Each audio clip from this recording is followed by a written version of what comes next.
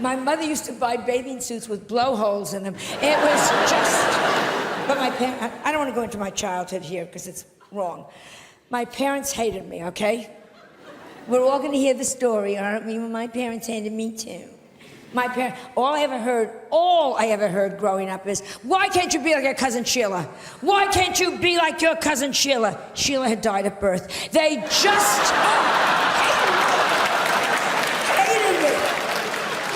Whenever we would go, like, in front of a street, each parent would take my hand, hold our hand, we're crossing the street, and then they'd swing me into the traffic. They used to say, take candy from strangers. Ask the funny man in the raincoat, does he own a van? No, I had a very bad childhood, and that's because, and I'm sure none of you give a damn, but I was the only Jewish kid, this is the absolute truth, growing up in an all-Catholic neighborhood. You know what that's? The Irish people. Only Jewish kid in a Catholic neighborhood. You know what that's like? You were all doing Hail Marys, I was doing Hail Murrays. I mean, it was just... No Christmas tree? No Christmas tree. Do you know what that's like when you're the only kid without a Christmas? Because everybody has Christmas trees. And nowadays, it's like, well, we do it for all faiths. That's such bullshit. Yeah, we walk into an office building, and there's a Christmas tree, and there's a menorah. Bullshit. The Christmas tree goes up, up, up, up, up, up, up, up, up, up, up. There's like a little shitty menorah with 2 orange lights that some angry Puerto Ricans lit backwards. I mean, yes! Juan, you lit those lights backwards. Fuck you, you killed our Lord. I mean, it is just... So, I'm at the age where I figure, screw it, I'm gonna have a Christmas tree. I got the biggest Christmas tree I got a 2-story high Christmas tree. I put everything you could think of on that. Up, up, up, up, up, gorgeous, gorgeous, gorgeous. On the bottom, I got the manger. I got the whole goddamn thing going there. The wise men, the sheep. The only thing is, I had the baby, but I'm Jewish. I got him a nanny. It was just, oh yes. And I redressed Mary. She didn't look good. That stupid thing over her head, come on. I put her in a Chanel suit, Manolo Blahniks, and a Louis Vuitton pocketbook. You're the mother of God. Look it. It is just... Am I wrong? If she had looked like that, she would have gotten into the inn. Yes. The point is, it's about looks. Mary, she looked good. She would have done better. Mother Teresa, oh, don't give me, oh, Mother Teresa, if she had looked better, she'd be a saint by now. Was she a bow wow? Yes. Did she need electrolysis? Let's talk to each other here. Even lepers were throwing their fingers at her. Here, get because it is all about looks. This is my message, Great Britain. This is my message. Looks count. Education, looks count. I have no sex appeal, and it has screwed me up for life. Peeping Toms look in my window, pull down the shade. You have no idea. My gynecologist examines me by telephone. It is just...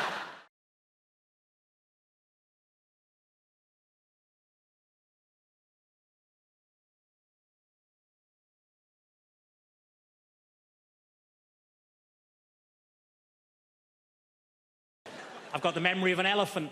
I remember one time I went to the zoo and saw an elephant.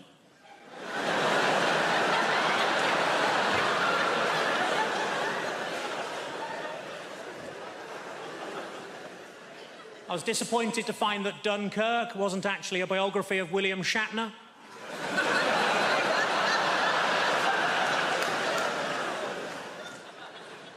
I accidentally kicked my dog early and it bit me on the bollocks. My mate said, it's karma. I said, no, if anything, it's even more angry.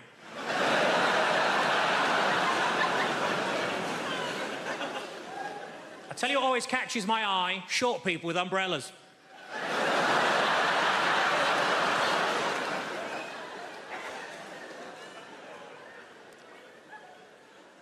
I put on a lot of weight, so I rang up Weight Watchers. I said, it's an emergency, can you send somebody round? And they said, yes, we can, we got loads of them.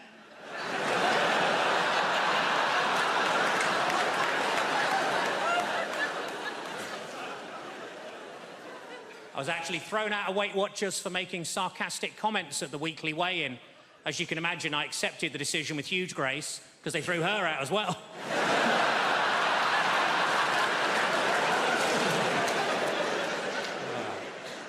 I was watching TV, the announcer said there's a documentary about the clitoris on the red button, but I couldn't find it.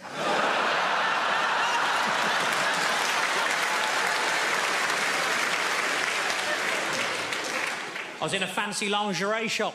I said, are these knickers satin? He said, no, they're new.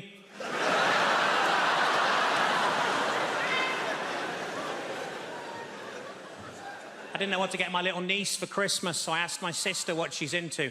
Apparently, at the moment, she's mad about frozen stuff, so I got her some oven chips and peas.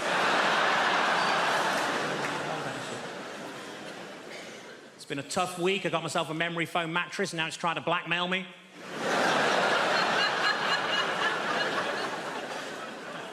As a child, I was made to walk the plank. We couldn't afford a dog.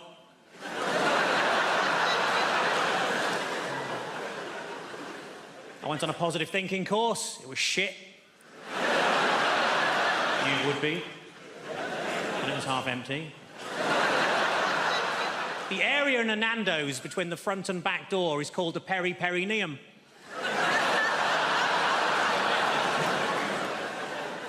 What I like most about that joke is that people who know what a perineum is usually haven't heard of Nando's. Ironically, there's only a very small overlap between the two. The doctor told me to lose some weight. I said, how? He said, don't eat anything fatty. I said, what, pies, chips, that sort of thing? He said, no, just don't eat anything fatty.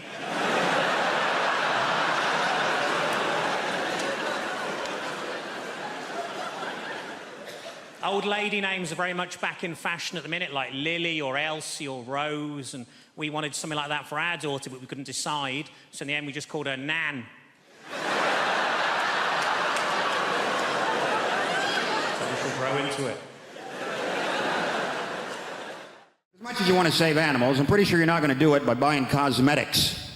Pretty sure you can't walk into the body shop and buy some burdock root peppermint oil foot scrub, and some little badger somewhere in Scotland is going to go, wow, I feel a whole lot better about my life right now. Somebody's buying that burdock root peppermint oil foot scrub.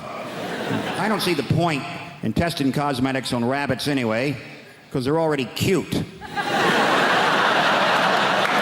slather some lip gloss and eyeliner all over them. Now they're all gussied up like some $3 whore. There's no dignity in that for a rabbit whatsoever.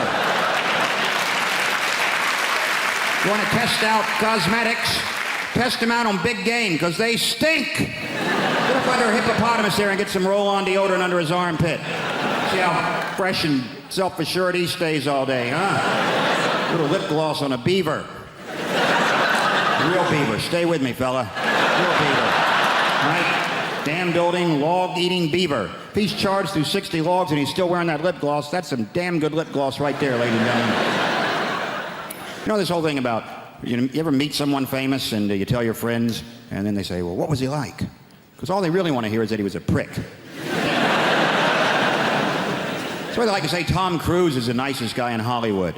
And I always think, well, if I was making $8 million a film, I'd be nice too. Jesus Christ. But I'm not sure he is that nice. Because I always read these articles about how he's so insular and he's into his Scientology, and he, stays at a hotel, won't make eye contact with anyone in the hotel, because he doesn't want to talk about the plots to his new films. Apparently, as if staring Tom Cruise in the face, he would just crack under pressure. What are you staring at? Hey, you want to hear about my new film? You ever seen a Tom Cruise film like it couldn't figure out the plot in about 18 seconds? Oh, Christ. He's a cocktail maker.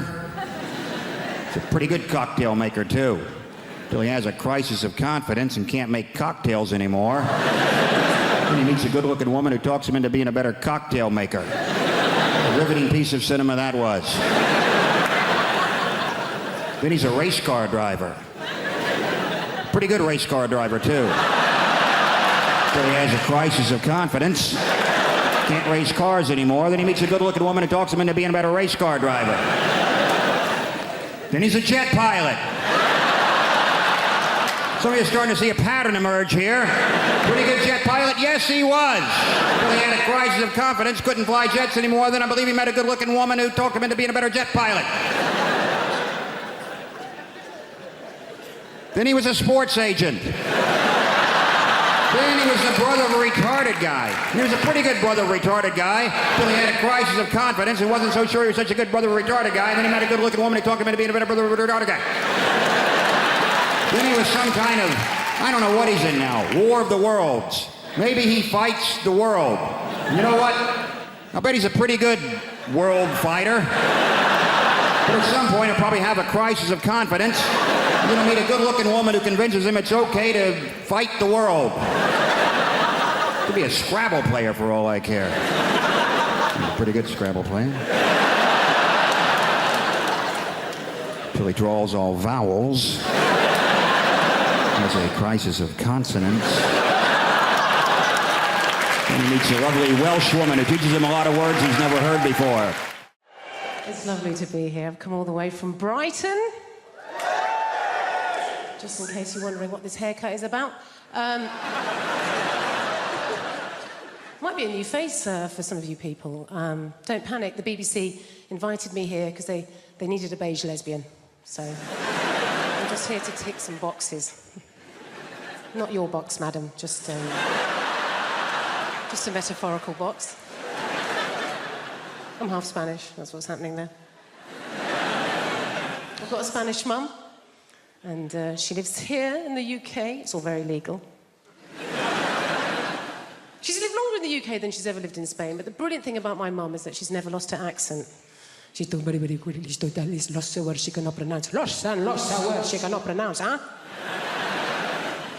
My favourite word that my mum's never been able to pronounce is my brother's name. Not even a difficult name, his name's Stephen. I don't know if you've noticed this, Spanish people, any word that begins with the letter S, they struggle, right? So my mum doesn't call him Stephen, she calls him Steven.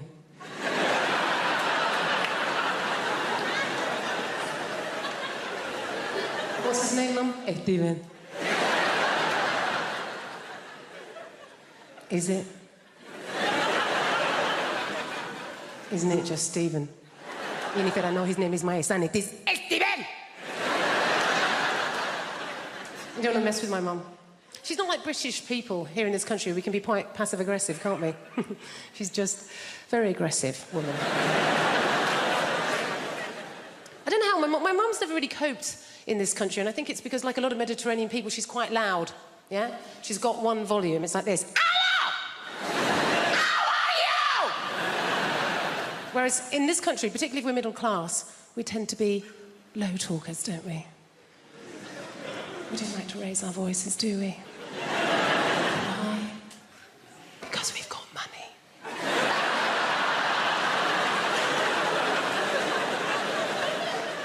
And we just assume that if you are raising your voice, well, you're probably poor. Or worse, foreign. Great thing about having a Mediterranean mum is they feed you. Oh, my God. She's always feeding. That's her way of showing that she loves her children, is to feed us. You know, I can remember going around friends' houses, you know, like English mums. Go around an English mum's house and the conversation with mum's more like this. I think you've had enough. My mum will feed you till you puke. Anything could be going on in my life and my mum will relate it back to a meal that she's cooked. Do you know what I mean? Like, so good or bad, particularly if I'm depressed. If I phone up my mum and I've had a terrible day, yeah? I phone up my mum, conversation always goes like this. Oh, Jennifer, my God, I'm so sorry to hear that you're having a hard time right now. But you know what? Don't worry, okay? I made a soup. Come home. You sound hungry. I made a chicken curry, I made a lamb tagine, I made a casserole, Jennifer. I made some tortillas, some paella, some curry, Jennifer. You love the curry, maybe some meatballs, some pork ball, beef ball, aniseed ball, banana ball. You're a lesbian. You don't eat enough balls. Please, come home. Eat my balls. They say it's hard, you know, bringing kids up is difficult. They say kids these days are influenced by these new hyper-violent computer games. And that's nuts, isn't it? If we've been influenced by the computer games from our childhood, we'd have to go around going like, beep.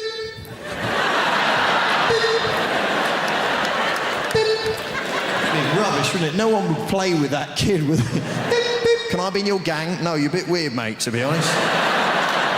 Imagine being influenced by Pac-Man. You'd have to like walk around in a darkened room munching pills and listening to repetitive music.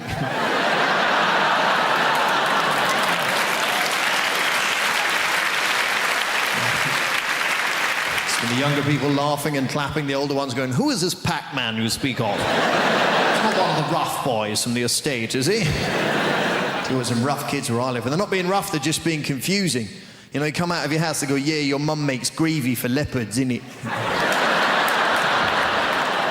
Yes, I believe she does. She does a lot of charity work. These are scary kids. Even the dirty old men are scared of these kids. See him turn up in their car, put the window down, like, hello, little boy, do you want a sweet? The kid's like, what sort of sweets have you got? Said it best be good if you come under here and trouble me with your sweetie talk, right? You don't want none of your mojo or drumstick rubbish, you get me? You must have a serious sweetie offer for me, boy. Blokes panicking. I was like, well, I've got bonbons. I wasn't sure what to bring, to be honest. Dib dab there, and then wham bar. Wham bar, your sweets are rubbish, man, shut up. No. Wambars used to be big like that. Now they're small, innit? So you're gonna have to do better than a wambar if you want to see my dick, right? Hey, man, look at your car driving a Saab. You got no pride. Get out, you wambar, bitch. Next pervert, please. What kind of sweets have you got, sweaty? What do you mean, Neverland? Yeah. But we live in exciting times anyway, you know. It's very exciting being in London, you know. The Olympics. Fantastic. We didn't really want the Olympics till we heard France might get it. The British people are like, oh no, all that running and jumping. It's not really for us, is it? When is it? No, I'm busy that week. What? France are going to get it? Bollocks, we'll have it. Only in London would we have to have a poster campaign saying, back the bid. No, fuck off, it'll be rubbish. Don't you think that's a bizarre response to that question? Like, would you like the oldest, most historically significant athletic competition the world has ever known, attracting athletes from every known nation on the face of the planet to come here and perform at the peak of their abilities in the very city where you live? Most British people go, where will we park? You know, because it's all residents round here. There's others going, no, man, the tubes will be packed, you get me? People getting on the underground with, like, javelins and shit. No. Coming in the escalator with a shot put, health and safety, boy. And there's a whole other section of British society going, you what? The Olympics? Let a load of foreigners in. Ones that can run and jump and swim, you let them in, you'll never fucking catch them. Huh? Place to be overrun with Lycra refugees. You're having a laugh, ain't you, mate? They peel them little numbers off their jackets. You watch them, they're sneaky. I read about it in the Mail. And this is what I'm talking about, the assumption that if you're in a place like that, you obviously are the help. Okay, example 2, that's it, white people. One more example, and then we're moving on, right? I'm on tour in the UK. I'm going up to Leeds. All my team was already up in Leeds setting up the theatre. I'm travelling with my tour manager and best friend, Lila, also a black woman. So I go, you know what? That's Lila. I go, you know what, Lila? Let's not drive. It's a long drive. Let's get a train and go up in comfort. So we rush down to the train station.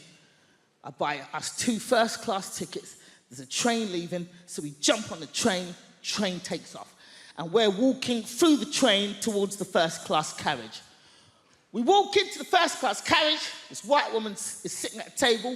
She looks up, she sees us, and at the top of her voice, she shouts, this is first class! Now Lila goes, what the fuck did you say? And I hold Lila, no, Lila, no. I just grab her by her collar, no, Lila, no. No, Lila, no, Lila, no. No. Watch me humiliate this bitch just with my mouth. Come back.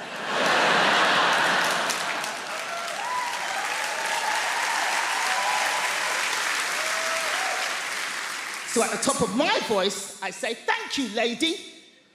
But what was it about us that made you assume that we didn't belong in the first-class carriage? She starts to fumble. Everybody on the train just kind of leans out from behind their seats.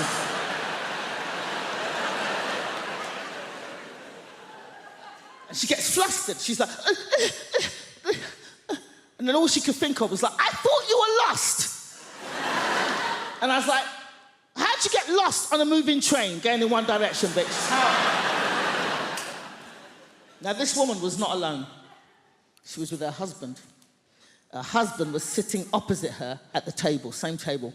But we did not see her husband's face for this entire confrontation, because the entire time he was hidden behind the newspaper. His hands never came down. All we saw were his knuckles just gripping that paper. And they were in their 60s. So they'd obviously been married a long time, and he's behind that newspaper going, "Ah! Nosy, big-mouth cow! 30 years we've been married, and every day of those 30 years I've said, mind your own fucking business."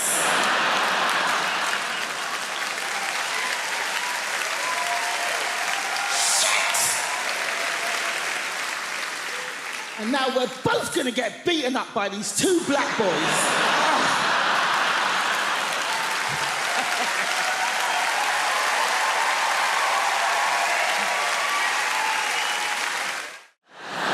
I am quite impressed at the number of sports that have been adapted for disabled people, though.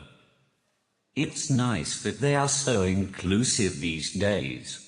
I reckon we should go further and adapt versions of classic board games as well. You could play a very special edition of Guess Who, where all the characters had disabilities. No one would ever win, because everyone would be too afraid to describe their character in case they caused offense. The questions would be fun as well. Is your person incontinent? Does your person have crayon around his mouth? Does your person have trouble speaking properly? Is your person Danny Dyer?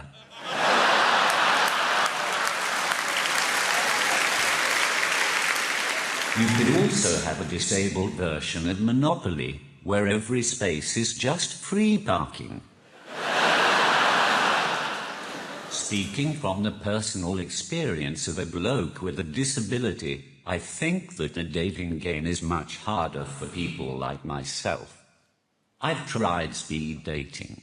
That didn't work. By the time I'd typed out a sentence, it's time to move on to the next person. And I'm not looking for sympathy either. I'm just using emotional blackmail to try to get someone to sleep with me. I'll be in the bar afterwards, if any of you are interested. Yes, even you, sir.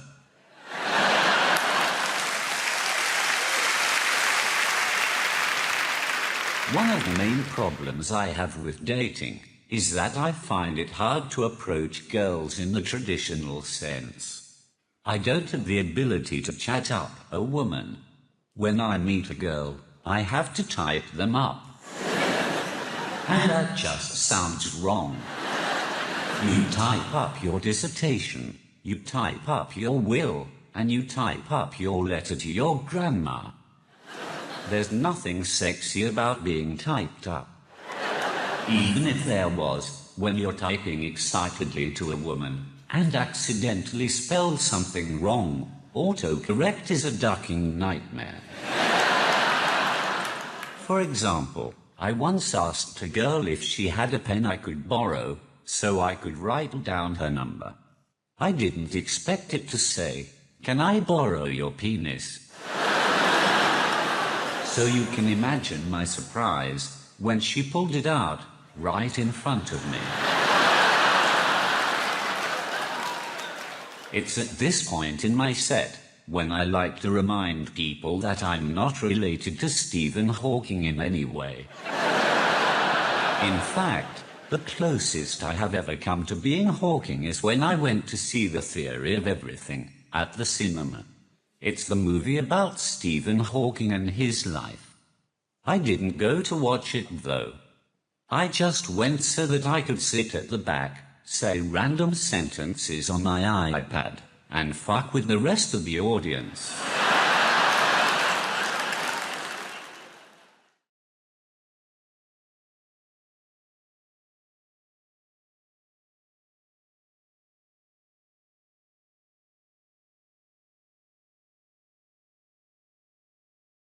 Little request, if you know anybody who works for WhatsApp, just tell them to let us delete the message entirely, like it was never sent. Don't delete the message, but still write, Neil has deleted the message. Like a little telltale informer. So that your friend still texts you and goes, what was in that message that you deleted it? You know when it says delete for me or delete for everyone? Who picks? Just for me, and just go and delete it for me, yeah? Yeah, still want them to see the awful stuff I've written, but I don't want to be reminded of how much of a dick I can actually be, yeah.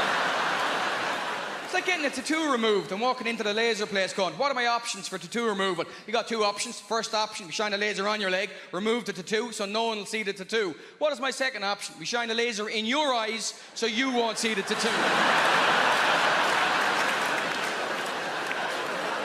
I'll go for option number 2, please. Thank you very much. I bought a new phone. I fell for the ad. You can put the phone on somebody else's phone and you can wirelessly transfer the charge. And the company thinks people are going to use that. No one's going to use that. Your charge is the single most important thing in your life. Look at your friends. They would prefer to donate a kidney to a stranger than to give you 5% of their mobile phone charge. You ever been abroad? Yeah? You ever been abroad? You bring one adapter, one charger between you and your spouse. The UN level of negotiation involved in getting the charger back from the person you love. Can I have the adapter, love? Can I have the charger? Can I have the adapter? Can I have the adapter? And they hit you with it. Absolutely, Neil. But what battery percentage do you have? And you look at the person you've chosen to spend the rest of your life with and you lie like a mofo, don't you? 3%, 2%, 0.5%. I've never even seen 0.5% in the mobile phone before, to be honest with you. Show me your phone, I'll plug it in for you. I can't show you my phone. Why can't you? I'm having an affair. Are you hell having an affair? Show me your phone! We'll be in Spain. My wife will go and have a shower before we go out. She'll leave the bathroom door open and the shower door open. That is not an invitation to join her. You'll make that mistake once in your life, let me tell you that. It's because she doesn't trust you to not unplug her phone and plug your phone in. And she's right, because that's exactly what you do, isn't it? You plug her phone back in towards the end, so you got plausible deniability. You plug out my phone. I did not plug out your phone. It went up by 2% after a half an hour shower. That is because Spanish electricity is different. You plugged it in during the siesta and the wires were asleep. That's how it works here. If I talk to you in the front row, hope you know I'm just messing. You get great answers. I had a farmer at a gig once. I said, what do you do? He goes, I'm a sheep farmer. I said, I read recently sheep can recognise individual human faces. He went, well, as long as they can't give evidence, I should be okay. I had a South African man at a gig in Dublin once. I said, where are you from? Big blonde guy. He goes, Cape Town. I said, Cape Town is beautiful and warm and sunny. How did you end up in Dublin? He went, I got in the wrong container.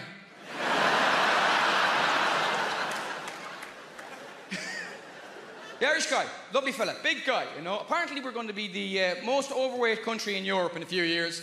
And they tell us this like it's bad news. Oh, it's a catastrophe, it's a disaster. It's good news, ladies and gentlemen. Only 180 years after the worst famine in Western Europe. I call that a comeback, ladies and gentlemen. No one else has bounced back like we have. Those people in Pompeii just died. If they were Irish, they'd be selling lava lamps by now.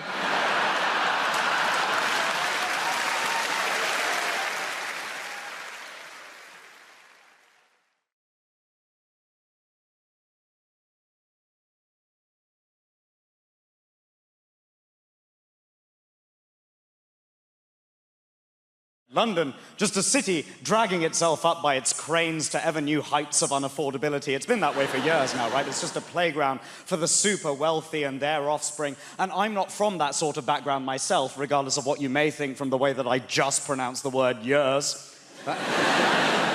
I'm not, it's just a voice. This is genuinely true. During the last year for which I have available data, the high school I went to sent more people to ISIS than Oxbridge.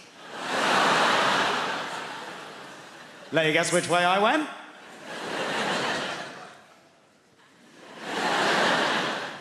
Pleasure to be here. Allahu Akbar. Lock the doors.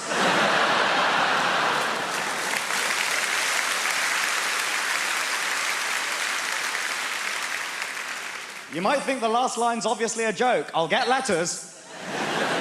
Genuinely, I get strangers anonymously contacting me online insisting that I want to impose Sharia law on the West, which, as the atheist son of Hindu parents, makes me feel ever so naughty. Sharia, moi. And now, look at me. Regular guy on the BBC at Christmas time. Yeah. Although, admittedly, owing to the BBC's diversity regulations, because I'm on the bill, you now have to refer to it as Krishna time. I know, right? O.M. Ganesh. Lots of differences between the generations. My favorite Christmas film is Die Hard. My dad's still waiting for the Hindu remake. Die Hard, get reincarnated, die even harder. It's been an interesting time this year. Lots of changes in my area at the moment, right? My part of London is undergoing a lot of rapid gentrification, they call it, right? I don't know if I can be a gentrifier because I've gentrified places in the past. I work in the arts, don't get me wrong, right? I remember a while ago I lived in a place called Streatham in South London, and when I came towards the end of my tenancy, I remember walking to the station and realizing that overnight a minicab office had been replaced by a vegan bakery, and I was like, my work here is done. It's different from the way that it used to be, you know? When my grandparents came to this country with nothing, and yet they were able to start a family here, they were able to build a life for them, they were able to own property, largely because they drove down house prices in every neighborhood they went to, but they were able... Property.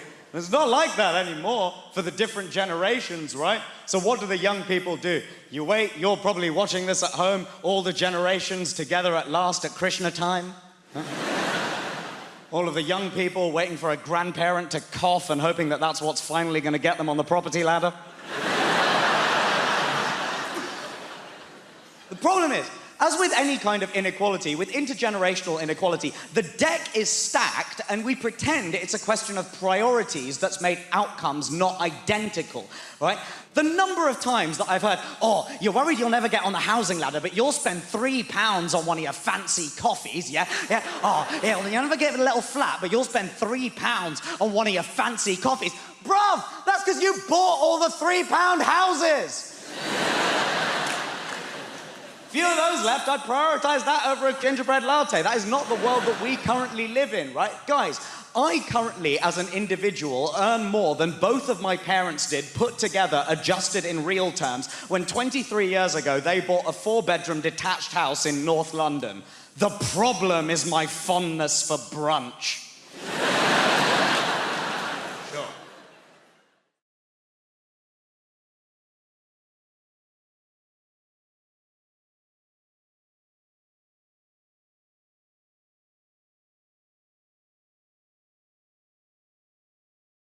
I just celebrated 9 years of marriage just the other day. You know what I'm saying? Yes. Thank you, guys. Thank you. 9 years married to the same person. Jesus Christ, man. Listen, man, I'm just glad I'm no longer dating. I'm glad. Because dating right now is the ghetto. I'm not going to lie to you. It's not easy to date. And you know what?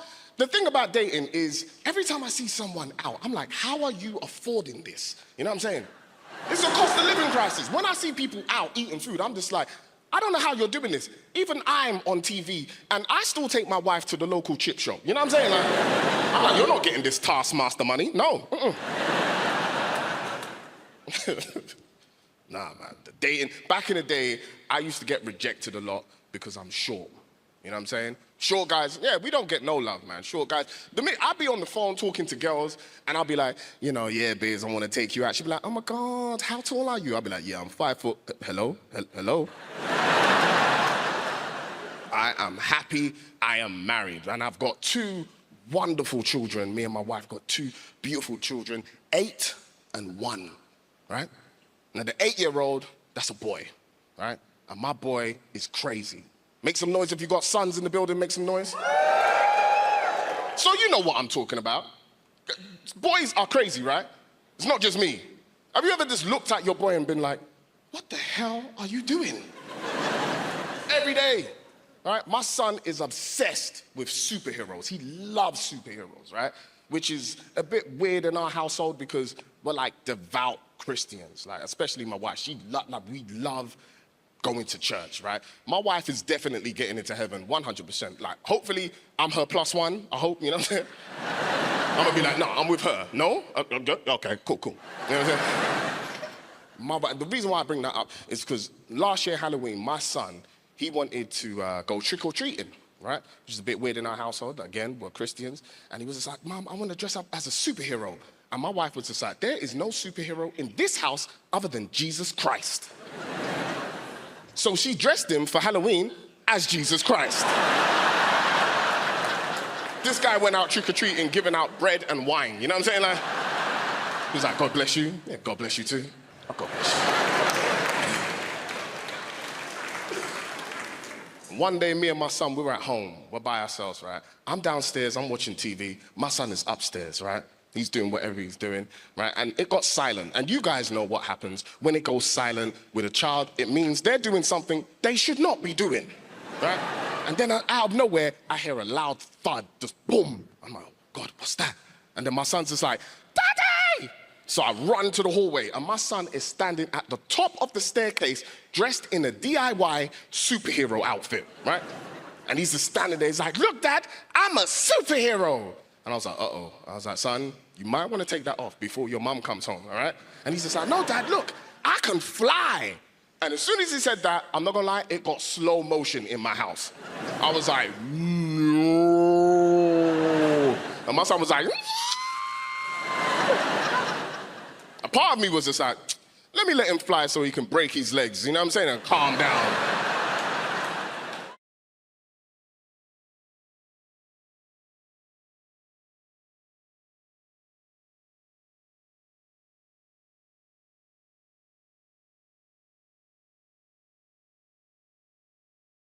This year, I did no lilt February. Thank you. I know, it sounds impossible, but you take it one day at a time. Did I have any today? No, you're a legend. It gets hard around the middle of the month, you get the cravings. It's called lilt guilt. You're like, oh, I bloody love the lilt. It's the night where you go to the shop at midnight, you kick the doors in, where's the lilt? And they're like, we don't stock it anymore. Like, ah! So you try and make your own hooch lilt, you know, you get a pineapple and a grapefruit, and you add in batteries and a horse's head, and you're like, it's good, but it's not totally tropical. Did that joke in America recently. Turns out they don't have lilt there. So, this is it. This is all I do. Imagine if this was your actual, I go like blah, blah, blah, and you go, ah, ha, ha, ha, money. I can't believe I get away with it. You do actual, proper London jobs. You know, like blacksmith, you know? Farrier. Brunch DJ, the big three. I tell you, I do not trust people who work in offices. I know, right? What are they doing? Nothing takes that long. They're planning something. They must be. Do you know? Do you ever call in to visit your friend in an office unexpectedly? Everyone just shits themselves. They're like, what's he doing here? Cover the screen, lie across the spreadsheet, get him out. Kind regards, warm regards, best. That's how they talk. I've seen the email.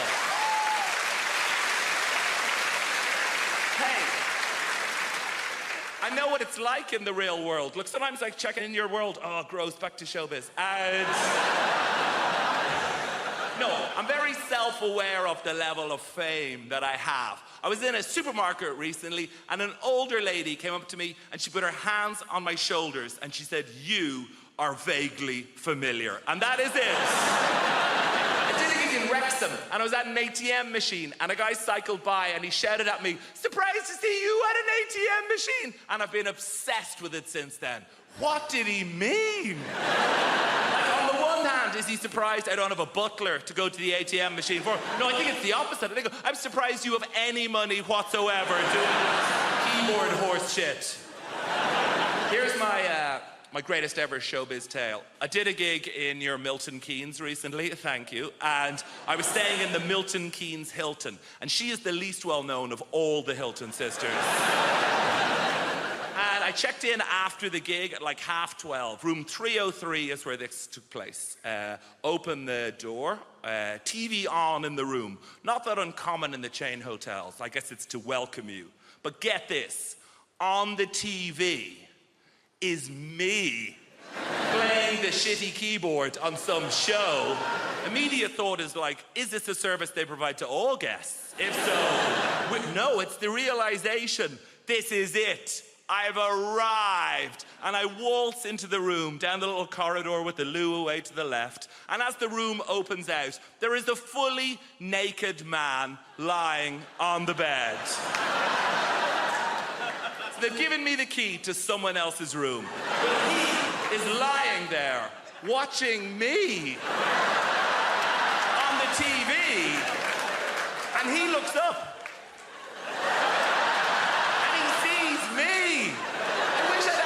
To think of something smart. What I say is like, "Oh, shit, sorry about it." I could have said anything and I'd be a legend. I could have been like, "Oh, you enjoying this? Ah, no boner," and just walked out of it.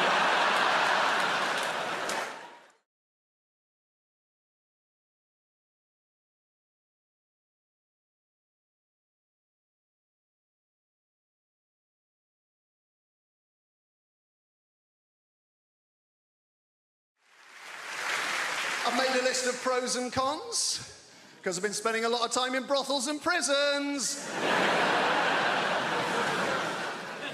Made a list of pros and cons, always good, give you a bit of balance, Con, complete loss of all feelings of hope and possibility. It doesn't sound very good, does it? It doesn't sound much fun, does it? Pro, increased plug socket access. Bang, 1-1. I say increased, it's actually total plug socket access. I've got 32 plug sockets in my house. Each and every one of them is now under my sole domain. Con, all experiences that form the basis of my happiness and sense of self-worth are now destroyed by grief. Downer. A bit of a downer, isn't it? Pro, less recycling. I can fit it all in the green box now. It's remarkable when you take into account just how much I'm drinking. Oh, John, you're meant to heat mulled wine. All right, Your Highness, hand me the bottle and leave. Con, I'm gonna lose me house. Bit of fun. Pro, 25% off council tax. I was on that like a ferret. Dialing as the door slammed. And that's us fresh out of cons. The rest are just pros, guys. Yeah. Increased freezer space, all 4 drawers. Cheaper gas and electric. Reduced wear and tear on fixtures and fittings. And when I say reduced, I don't mean by half, because I was only ever responsible for about 10% of scuffs and spills. So we're looking at a net reduction of 90% in real terms. This is my favourite one. Ultimate control over where the iPhone charger cable is and why it is there. There was a time it would take hours to answer the questions, where is the iPhone charger cable and why is it there? Not anymore. Plugged in next to the bed, most convenient place to have it. Simple. Is it unplugged in the bathroom? No, it's not. It'd be a ludicrous place to keep it. There's no plug socket in the bathroom. Is it in the front pocket of a rucksack you no longer use? That'll be the last place you look. That'll be very frustrating. Is it plugged in on a train we have alighted from? No. It's plugged in next to the bed because that's the most convenient place to have it.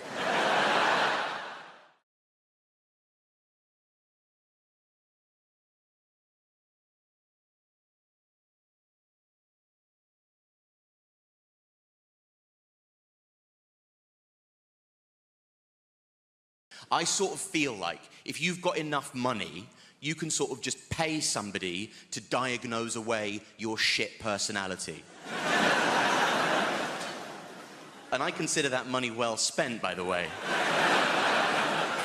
I would recommend it to you. Prick. No. I actually have bipolar disorder. That's why I've ruined your birthday. Poor me, actually.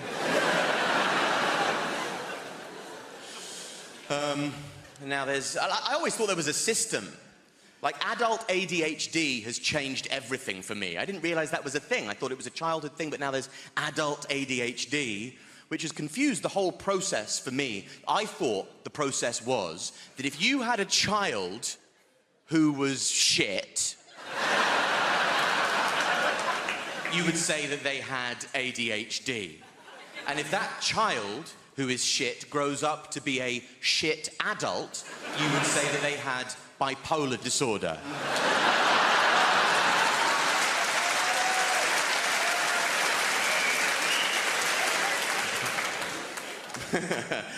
Footnote, I've been diagnosed with both, so don't write in, camera people.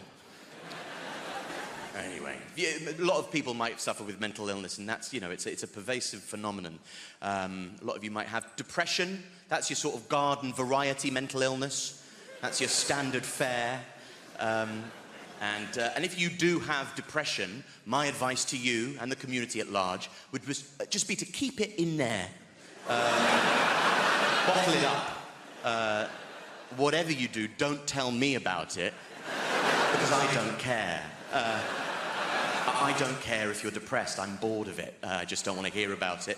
And I just can't be. And also, it's just not a good thing. If you have depression, don't tell me, because as somebody who suffers with depression, you should know how pervasive depression is, that many people suffer with depression. So if you tell me that you have depression, that might make me depressed. And that doesn't really feel like a problem halved, does it?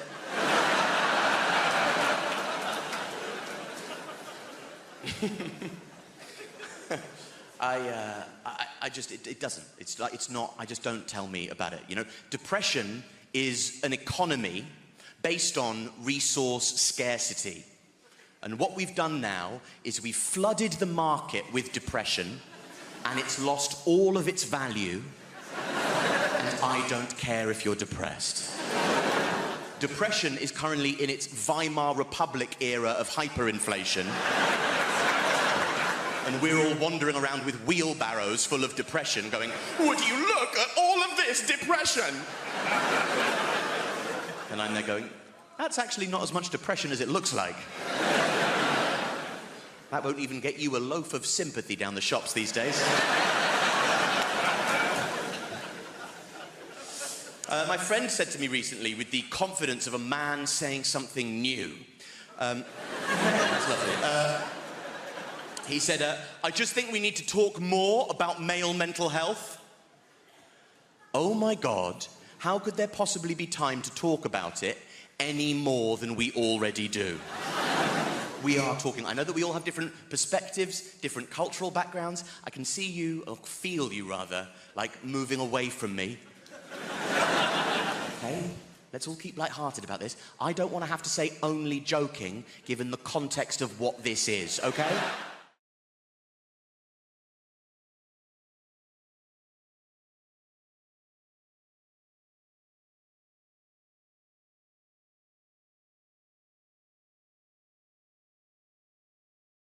Don't you think it's crazy that... Do you understand the technology for us to hear the pilot? I am actually utilizing it right now. This is the technology for us to hear the pilot. I don't know why we cannot hear. There's no other context where it's acceptable for us not to hear a person. Why are you muffling? If you were looking for an au pair for your kids and a person came over to your house and said, hey man, what's your experience with kids? And then they looked at you and went, ta-da.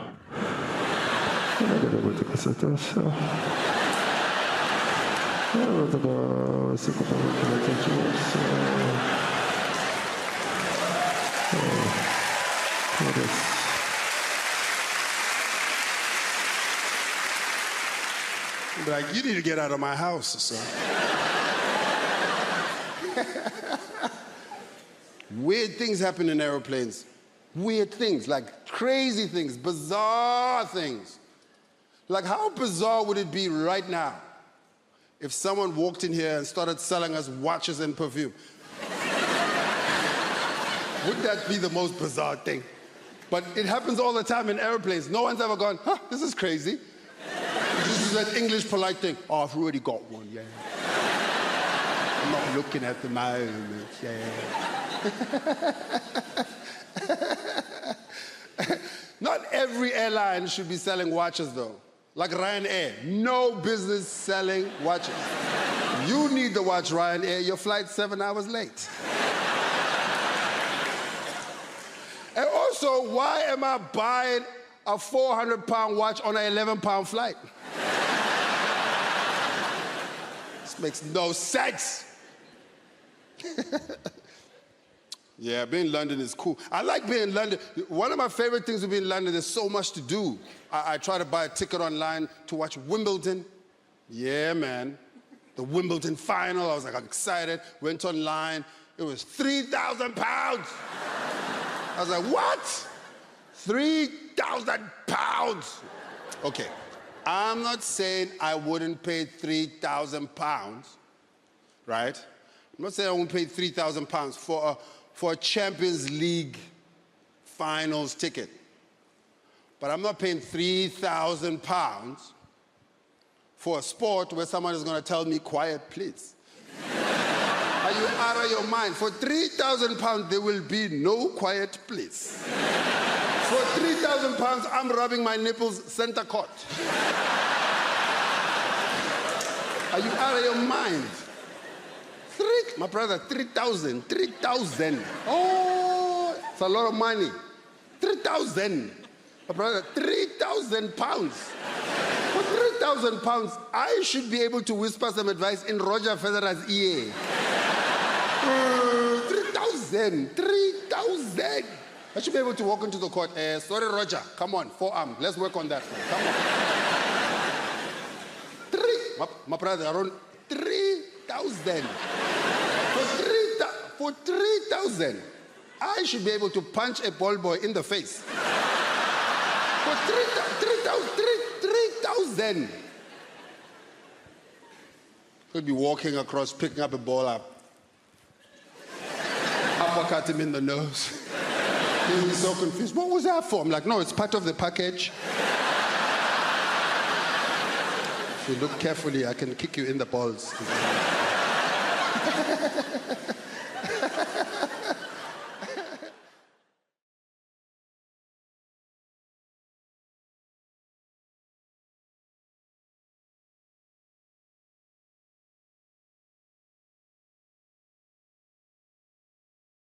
I'm married to a comedian. Did you know John Richardson? Oh, yeah. Oh, did you know he is? Do you know, because I'm going on tour, my management company, they took a Facebook advert out and someone said, don't read the comments. So I did. There was just one that bothered me. And this guy had put, without trying to be too crude, how many has she had to get the career she's got? I mean, the answer's one, but...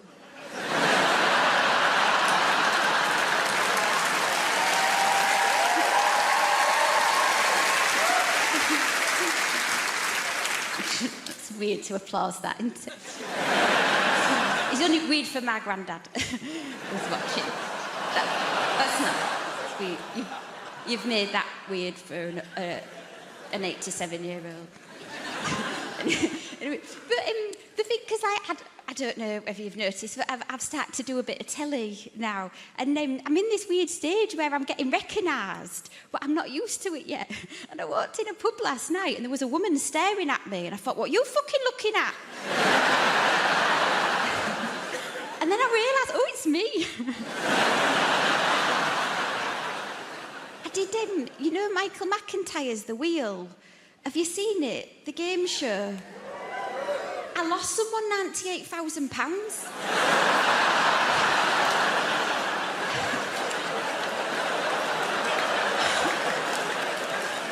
No.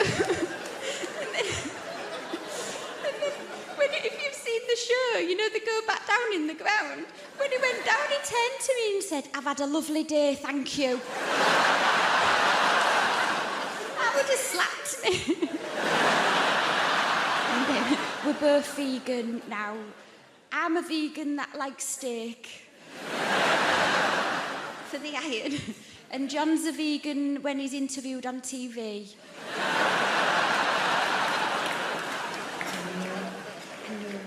It's a weird life for him, though, you know. I've seen it through his eyes.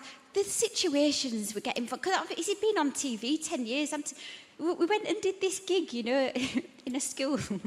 And then we parked up, and he turned to me and he said, I've got to go. And I was like, oh, all right then, just wait till you get in. He was like, I've got to go now. And he didn't let me get out. He got on the back seat, and luckily we had a bucket because we've been to Seaside. We've got blacked out windows. And I got out, and there was 2 of his fans waiting for him. And they said, we've come all the way from Rotherham to see John. They said, where is he? I said, he's shitting in a bucket in the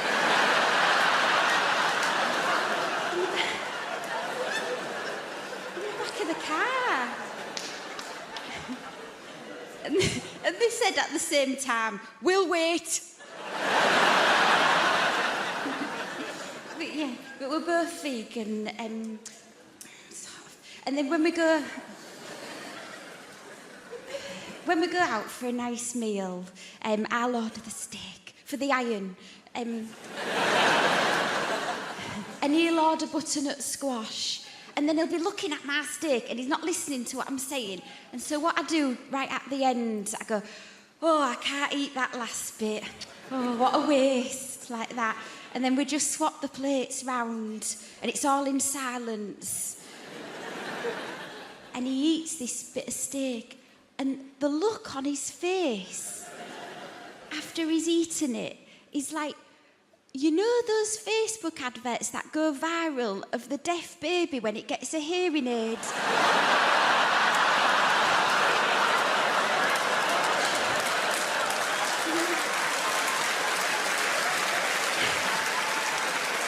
And here's its mother talk.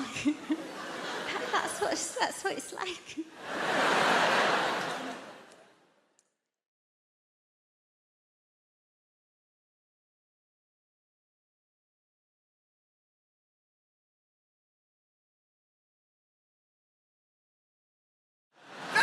I've met some crazy people and with some crazy ideologies. One of the craziest people I met, and the funniest, were these guys called the Black Israelites. If you don't know the Black Israelites, right, it's a group of black dudes in New York, right, and they think the black man's the original Jew, right? They think the white man's the devil. I mean, look, you know, they have a point, right? And they think Jesus, right, is coming back to put white people in slavery, right? Which, look, I think is messed up. Because I think white people would make terrible slaves. Do you understand? You know, you whip them once, they run to the manager. You know, you try and give them bread and water. Is it gluten-free? No. It's not gluten-free. I know some old white woman making my dinner and stuff like, Margaret, if you make me another shepherd's pie, I'm gonna sell your ass. The sandwich porch. Start selling people. I don't know. I get called a lot of stuff now. Especially with the internet, I get called tons of stuff. I get called racist words, and I get called racist for making jokes about white people. I just want to say my mum's white. I have one at home. She's fine. I have one. I have no issues with white people, love white people, right? But everyone calls me mad things. And I'll be honest with you, when you get called a lot of stuff, you have to have like thick skin. You can't let it bother you, because it'll just get you down if you always listen to that stuff. And it's never bothered me, except for one time. Someone said something about me, and it just really annoyed. Basically, someone called me middle class, and it just really... I threw my avocado on the floor. I was perturbed. I was like, mother, take this away. I can't finish this avocado.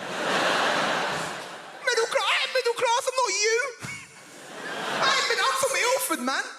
If you don't know Ilford, it's in between East London. Don't you cheer Ilford, goddammit.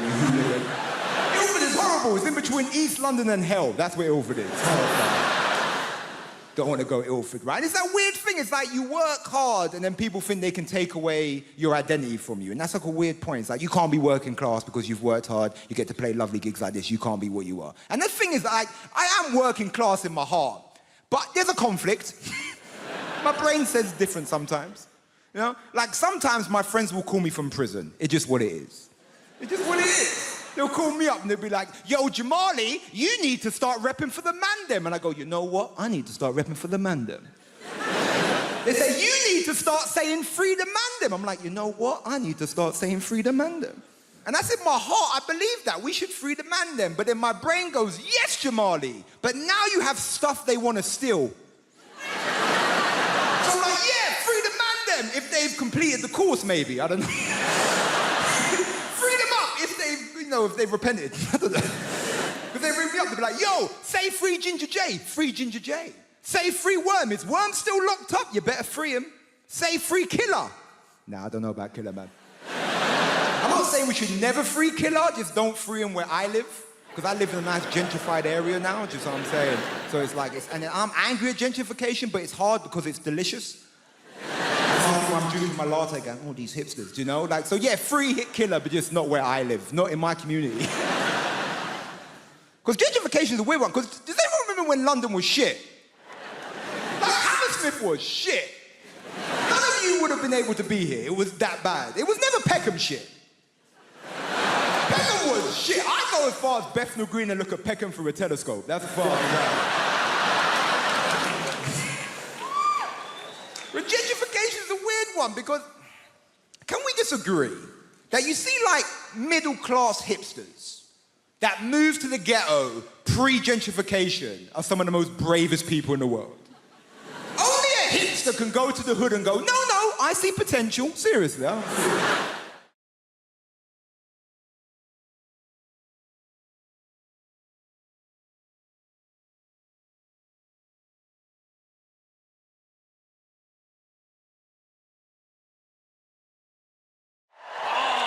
We have a great show for you tonight. We have a fantastic show. Very funny comedians. I know funny. Very funny. People always ask me who I think is funny. That's the number 2 question I get asked as a comedian.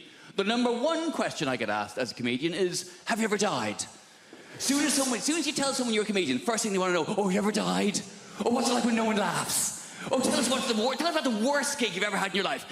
Please, relive for me, in minute detail, the worst moment of your professional career. Have you ever really died? It's like saying to a doctor, tell us about the last patient you lost. What happened? With the family crying. I bet they were they? Yeah. People are such ghouls. It's the number 1 question. Have you ever died? Number 2 question, though, is what makes you laugh? People always want to know that from me. Who do you think is funny? And that's a nicer question. That's more understandable. You know, I make people laugh. People want to know what makes me laugh. In the same ways you might say to your hairdresser, who cuts your hair? Or you might say to someone in an Audi, who do you think drives like a cock? I like that joke. It's a short joke, it's a sharp joke, and also with that joke, I get to spot every Audi driver in the room. I can just see it there. Pinched expression on your face there. All right, no need to be like that about it. I've done well for myself. It's a very reliable machine. And the fact that I can tell you're an Audi driver by the expression on your face means technically you've just given a form of indication. So well done. Good for you. Who knew you could do it? Yeah. Have you ever died? Who do you think is funny? You always get asked the same questions. That's why I don't like doing interviews. I love doing this job. This is great. I love standing here talking to you, though. But doing interviews, it's a necessary evil. It's part of the job. I having to answer questions. And I don't even like watching interviews. You'd rather watch a comedian tell jokes than talk about how they wrote them. You'd rather watch a singer sing songs than talk about their inspiration. You'd rather watch a sports person do their sport. You'd certainly rather watch a sports person do their sport. Come on now. Sports interviews can be turgid affairs at best. And then I hit it with my foot. You mean you kicked it? If you like. They're rarely interesting. They're rarely, and I'm not slagging sports people. It takes a great deal of single-mindedness to excel at a sport to a point where people want to interview you about it. But sports people are famous because they're good at sport, not because they're good at talking about sport. That's why you find a sports person who is good at talking about sport, the BBC will cream their knickers over them. We found a woman. She used to ride horses. That's a sport. And she's quite lively and engaging and charismatic. Put her on absolutely everything! Do not let her out of your sight. Even people I'm a fan of. Andy Murray. I love Andy Murray. Britain should be very proud of Andy Murray. He's done a lot to be proud of. He's won Wimbledon. He's an Olympic gold medalist. And he put up with a lot of shit when he was, what, 8th best in the world? Oh, you bloody loser, you. He's done a lot to be proud of. He's won Wimbledon, he's Olympic gold medalist, he's magnanimous in victory, he's humble in defeat. And he's a big comedy fan. He's been to see me live, I've met him, lovely bloke. But Jesus Christ. I cannot listen to him drone on one more time about how he won, stroke lost another tennis match. I can't do it. Well, then I hit it to him, and he hit it back to me, and I'm very good at tennis, but he is also very good at tennis.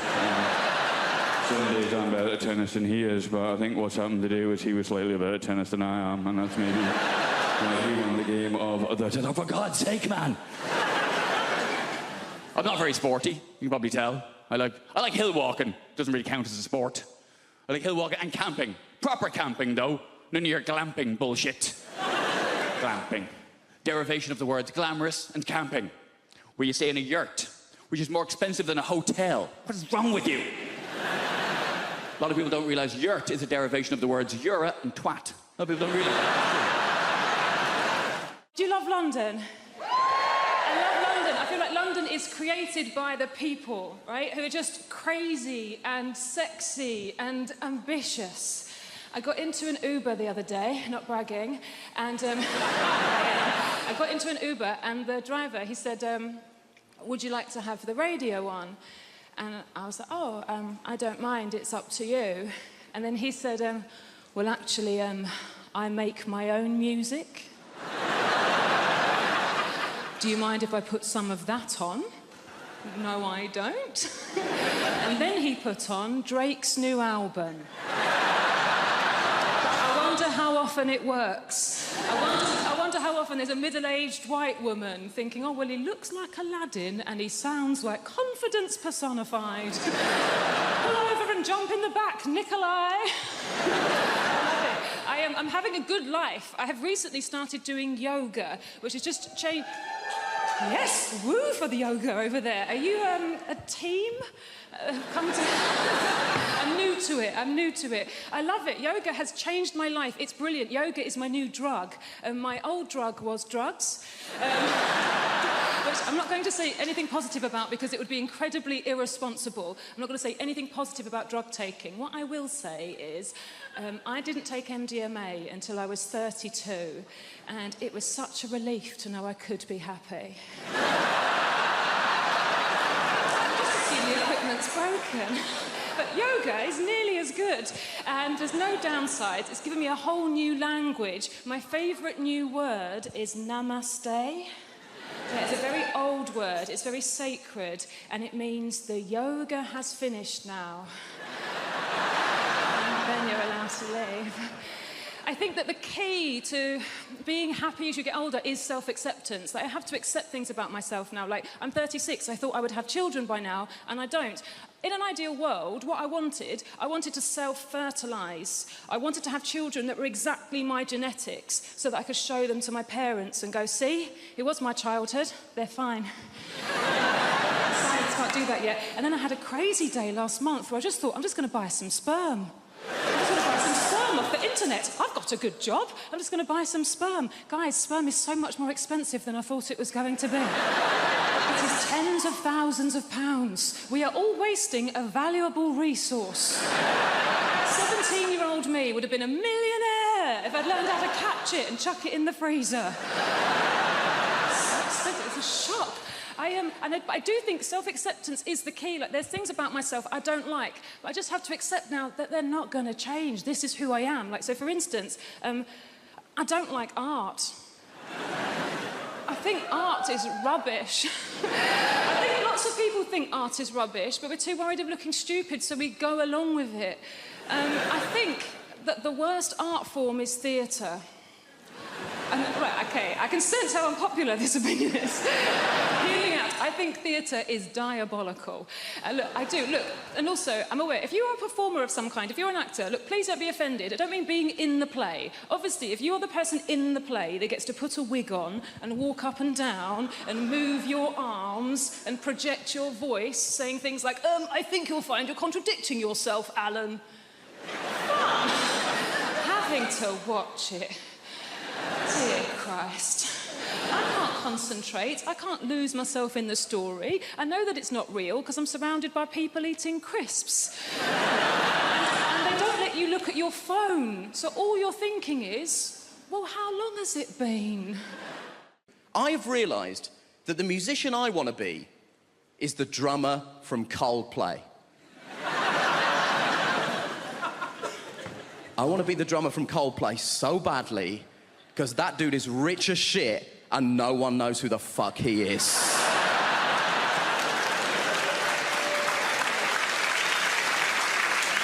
No one knows who the drummer from Coldplay is. He could be here and no one would know. It could be you, it could be you, it could be you. I'm not sure it's an Indian woman, but it could be. We don't know.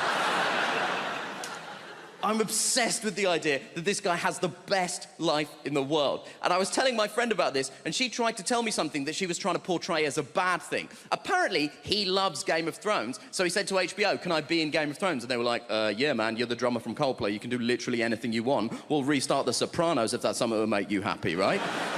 Now, he is in Game of Thrones. Confession time, I don't watch Game of Thrones, but even I know the Red Wedding is an important episode of Game of Thrones, right? He is in the Red Wedding. Guess what he is doing in the Red Wedding? He is the drummer in the wedding band. That is the extent to which this guy's anonymity is a borderline superpower. He is in the most famous episode of one of the most popular television shows in the world, doing the thing he is famous for, and no one noticed.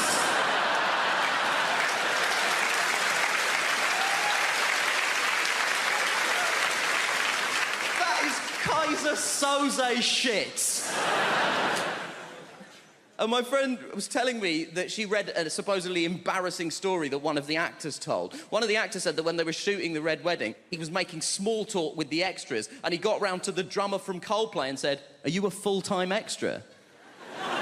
And the guy was like, "No, I'm a musician." So he said, to the drummer from Coldplay, "You played on anything I might have heard of?" To which the drummer from Coldplay was presumably like, have you heard of All Music? Because I'm basically the drummer on All Music. And my friend tried to tell me this like this was a sad thing. She was like, oh, this guy's in Coldplay, but no one knows that he's in Coldplay. Isn't that sad? No. Because the problem with being in Coldplay is that people hate Coldplay. People hate Coldplay so much. And the people who hate Coldplay don't say things like, oh, it's not to my taste. They say things like this, I hate Coldplay! But what you mean when you say that is, I hate Chris Martin. No one is angry with the drummer from Coldplay. No one has ever been like, oh, the drummer from Coldplay! He's ruined my life! And I know what you're thinking. You're thinking, Nish, why are you so obsessed with the drummer from Coldplay? There's two other people in that band. We don't know anything about them either. And And you know what? You're right. There's a guitar player and a bassist in Coldplay. I wouldn't know them even if they were here. I assume it's you two, but only because they sat next to her and I spoke to her already. That's all I've got to go on at this point. They have the exact same life as the drummer, because I did a bit of research into this. Turns out Coldplay are one of those bands where they split the royalties equally. So they have the exact same life as the drummer, apart from one detail. They have the exact same life as the drummer. They have the same level of wealth, access, and anonymity. But crucially, the drummer is sat down.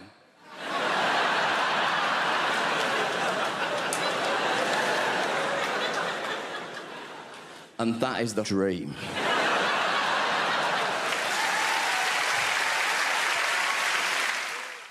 This year, I did no lilt February. Thank you. I know it sounds impossible, but you take it one day at a time. Did I have any today? No, you're a legend.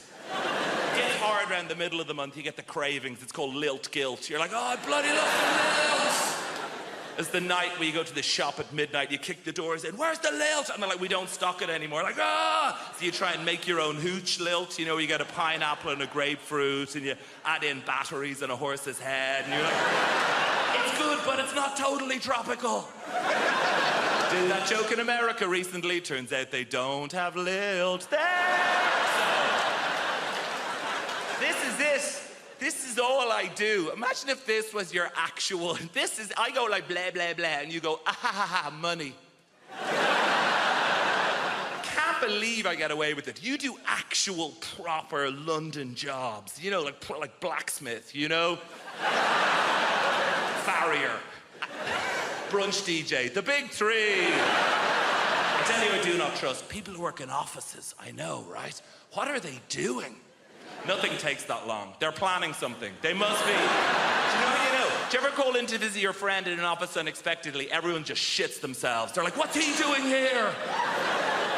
Cover the screen, lie across the spreadsheet, get him out. Kind regards, warm regards, best. That's how they talk. Seen the email. Hey.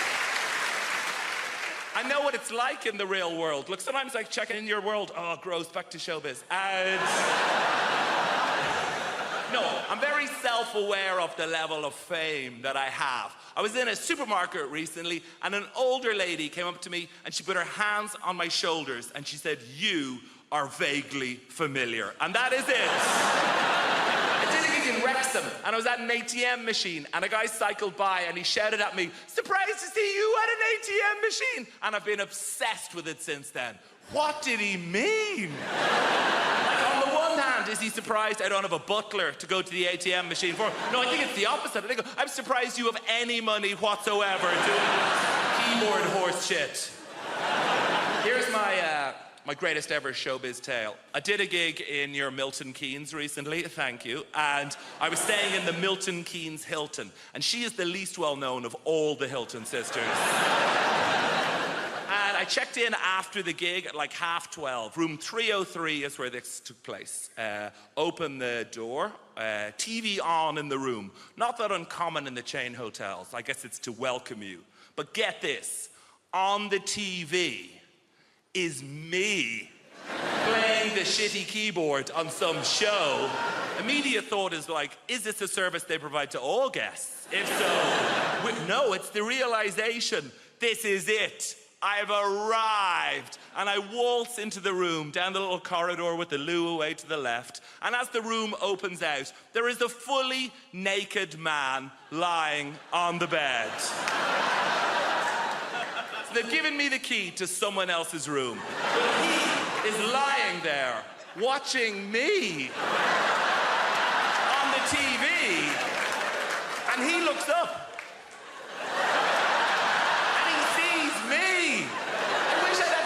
To think of something smart. What I say is like, oh shit, sorry man. I could have said anything and I'd be a legend. I could have been like, oh, you enjoying this? Ah, no boner. And just walked out of it. The problem is the builders, my dad's mate, he's a proper geezer, proper South East London geezer. One of those builders, you know that walk? Just walks like that. His legs like he's got a pool table between his legs. And he walks like that, and also he's got those really thin jogging bottoms. You know those like grey jogging bottoms that builders wear? I don't know where they get them from. They're so thin, and it just grabs onto anything that's there. It's just I feel like I'm getting stared out by his knob and balls as he comes in. And sometimes it's weirder than him being naked. I don't know why. It feels more intrusive. He's like, hello, son, what we got here? I don't know. Everything's walking around like that. I reckon I could draw his knob and bollocks from memory better than mine. So he's coming like that, and I'm like, oh, God. I go, do you want a cup of tea? He goes, yeah, I'll have a cup of tea. I went, how many sugars? He went, 13. That's not a cup of tea anymore, it's a pudding. That's an Angel Delight of a tea bag, innit? 13 sugars, I'd our mate sticking it in. It's about £3 worth of sugar. He's only come round for a quote, it's already cost me. I put 14 in to test him. Give it him. Went, it's a bit sweet, isn't it? You winding me up, you know me on 13, you greedy bastard. Oh, type 2 Terry's come round and it's a bit sweet for him, is it?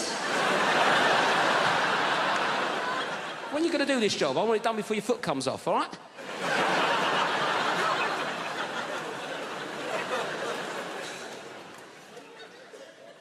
Anyway, I had a Kit Kat in the fridge, right? I thought, right, let's get him back on side. I've got Kit Kat, right? He's into sugar. I like introducing people to new things, see if he wants a Kit Kat.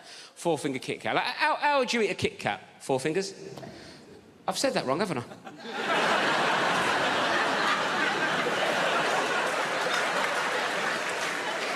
I thought you looked at me funny. Sorry, I said that like it was your name.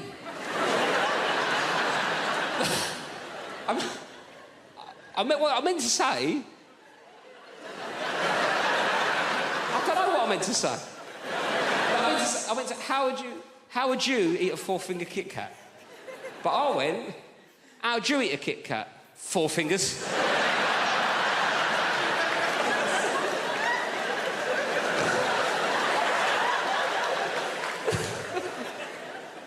Oh, hello, 4 fingers, how's it going? Who needs funds, eh? Me to smoke by the looks of things. Sorry about that. Not an ideal nickname for a young lady, is it, really?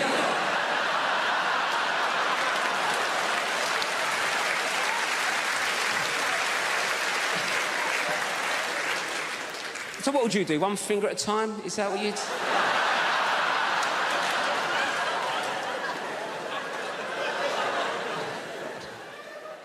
Should we start again? Sorry, what's your name? Anita. Nice to meet you, Anita. Sorry for calling you 4 fingers. Anyway, Anita, how'd you eat a Kit Kat? That's what I was going for. 1 at a time. 1 at a time, right. 1 at a time's a normal approach to a 4th. Got there. Yes.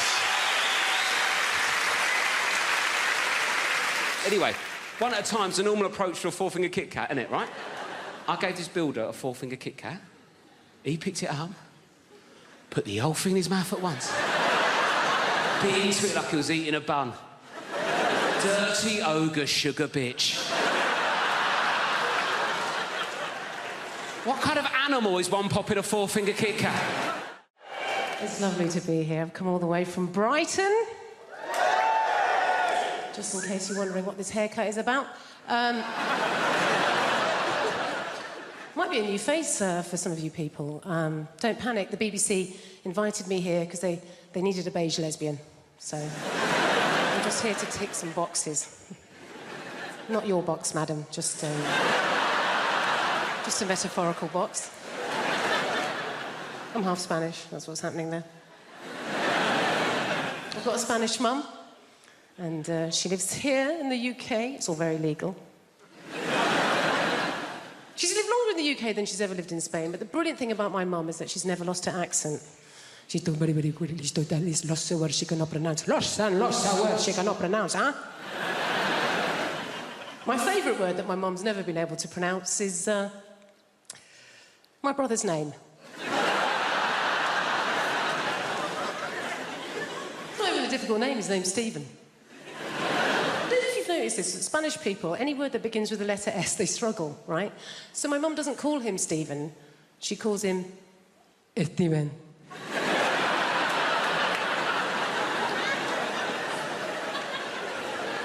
what's his name, Mum? Steven. Is it? Isn't it just Stephen? Jennifer, I know his name is my son. It is Steven! You don't want to mess with my mum. She's not like British people here in this country. We can be quite passive-aggressive, can't we? She's just very aggressive woman. I don't know how. My mum's never really coped in this country, and I think it's because, like a lot of Mediterranean people, she's quite loud, yeah? She's got one volume. It's like this. Whereas in this country, particularly if we're middle class, we tend to be low talkers, don't we? We don't like to raise our voices, do we? Why? Because we've got money.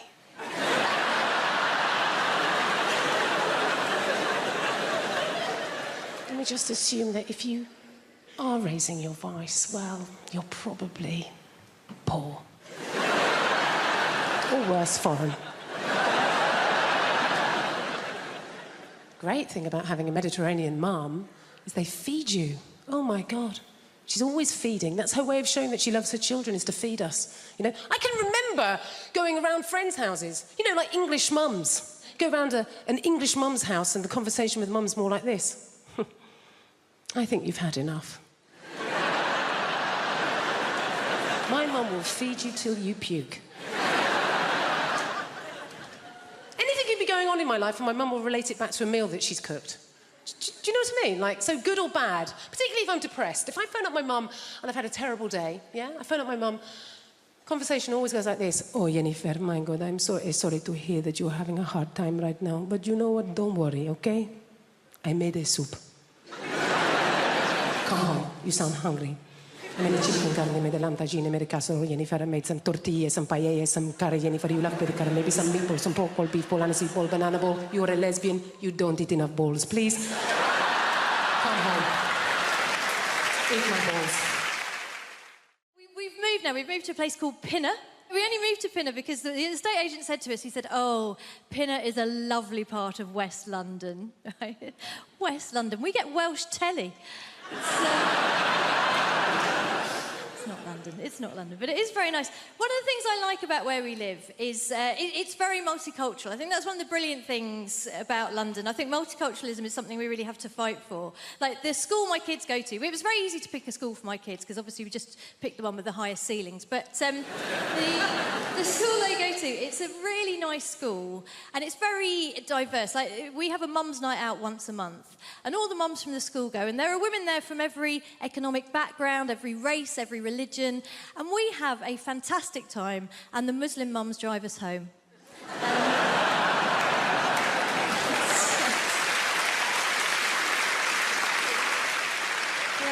Tell you what, it is nice. I had an incident the other day, though. I was walking down the street near where I live, and it was one of those sunny days, one of those days that remind some van drivers that women have breasts. You know, one of those.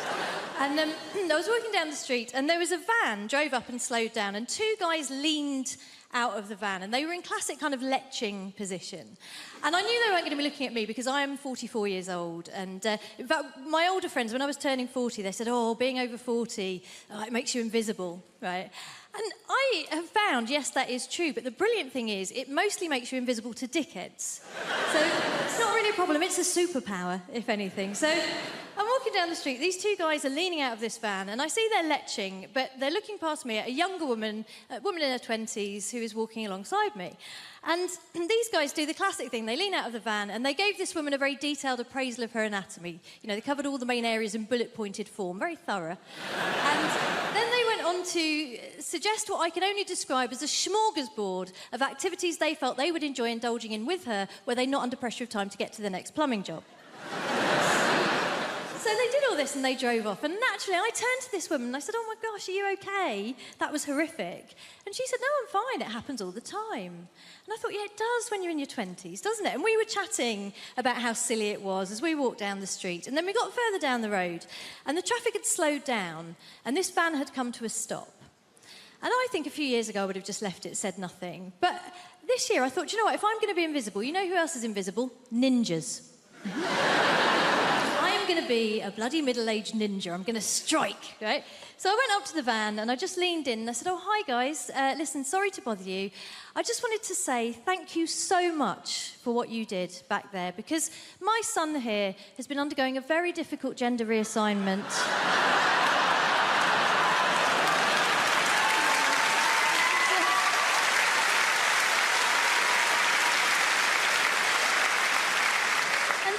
He's been worried that it's not going that well, but what you did back there really made him feel like a proper woman. Right? Thank you. I was delighted with myself as well. But what was really special was that then the young woman next to me leaned in beside me and in the deepest voice I've ever heard just went, yeah, thanks, guys.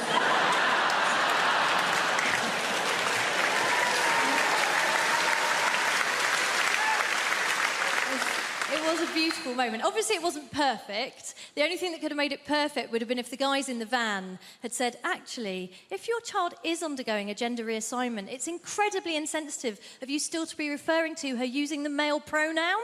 They didn't do that. They just called us slags. Let's lighten the mood a little bit. Let's talk about terrorism. Terrorism... Listen.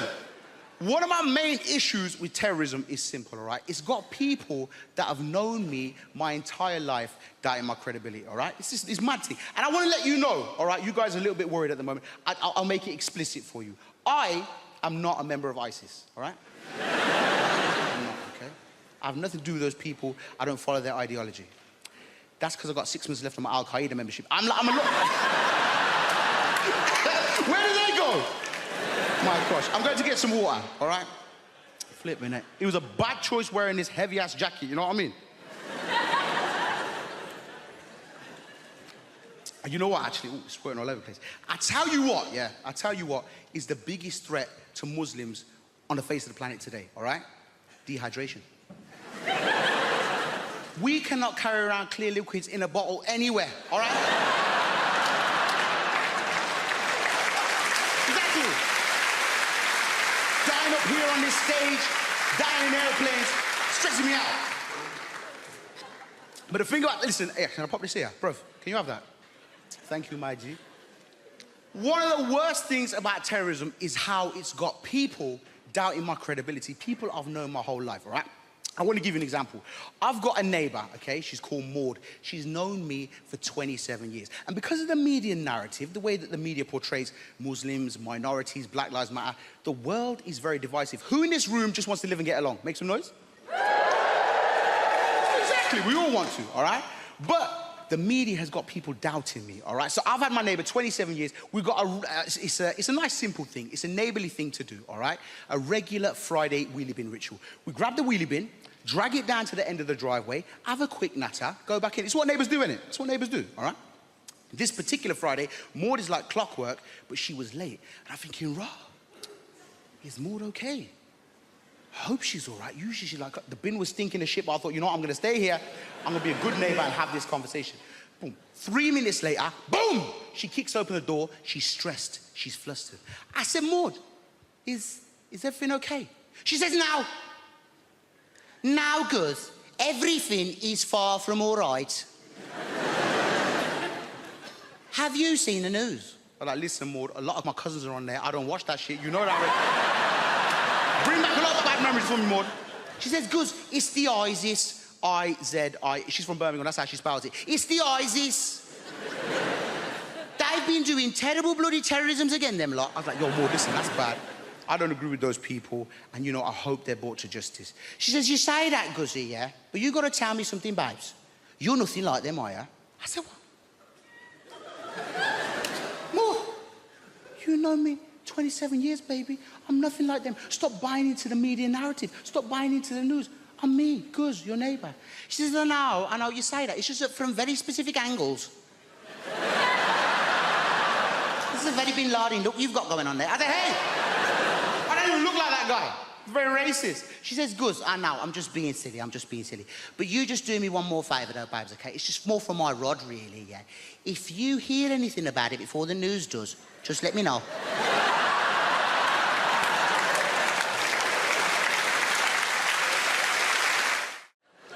I get concerned about the message that we send, you know, young women a lot on TV and, you know, in the media, because right now we live at the height of materialism, where it's suggested to young girls especially that you can indulge the most depraved man as long as he's rich. This is evidenced by the franchise 50 Shades of Grey. Has everybody here seen 50 Shades of Grey or read it? Okay, some of you are shaking your heads. Fine. I will give you a quick plot summary of 50 Shades of Grey. I will be paraphrasing in this monologue, by the way. Is everybody ready? Yeah. Here is 50 Shades of Grey, abridged by Dame Baptiste. Hi, I'm a pretty naive American young girl who doesn't know about sex, even though I have access to the internet and my friend's a journalist.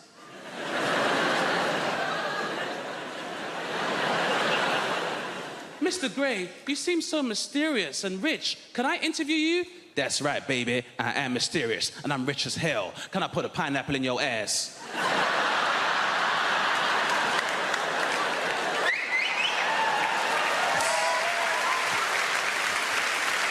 I mean, some other stuff happens, but that's pretty much it. It's fair. Unfortunately, we live in a time where, you know, materialism is encouraged, you know? Do you guys remember the song No Scrubs by TLC? Yeah, great song for the ladies. Not so fun for the unemployed male. That was not a fun song to hear when I was younger. Do you remember how that song used to go? If you live at home with your mama, oh yes, son, I'm talking to you. If you live at home with your mother, they're talking to you. What if I'm a full-time carer? I'm supposed to leave my mother lumbered with bedroom tax, then go live with a bunch of strangers and pay somebody else's mortgage, then have those strangers question my life choices, which my mother already does, but I get rice and peas when she does it. Sitting in the passenger side of his best friend's ride, trying to holler at me. Sitting in the passenger side of his best friend's ride, trying to holler at me. I'm sorry, if me and my friends are concerned about our carbon footprint, I'm not entitled to find love? If you don't have a car and you're walking, oh yes, son, I'm talking to you. If you don't have a car and you're walking, they're talking to you. So we're supposed to leave our houses in 4 separate cars, knowing full well petrol prices are at £1.25 per litre in some stations. Then if you go into London, you're paying a congestion charge 4 times. If you're going out of London, you're paying a toll charge 4 times. Then wherever we get when we're going, then you gotta pay a parking charge 4 times. And if we're all driving, then guess what we can't do? We can't drink, because when you all take separate cars, there's no designated driver, TLC. Which means when we finally do get to the club, because of all the traffic, because there's 4 cars adding to that traffic, we gotta drink water and sparkling water, then pay club prices for a fruit juice, so I'm paying £7.25 for a cranberry juice, and we've been planning this night. Don't bounce, TLC!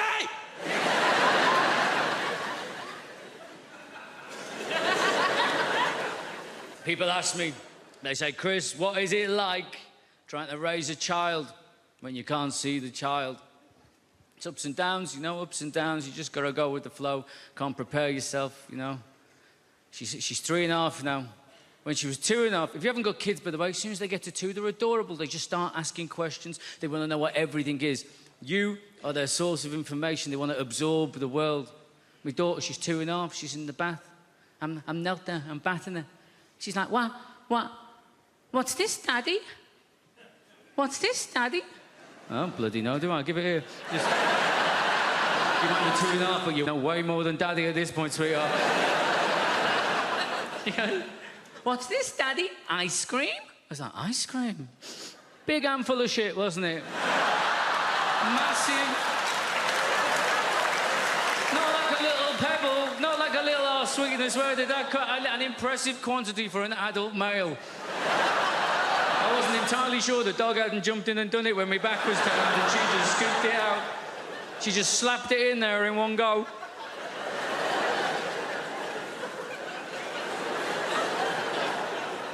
It threw me. I didn't... Look, right, I obviously didn't see it coming. I didn't even... No. I didn't even smell it coming. This came from underwater. This was a stealth move, right?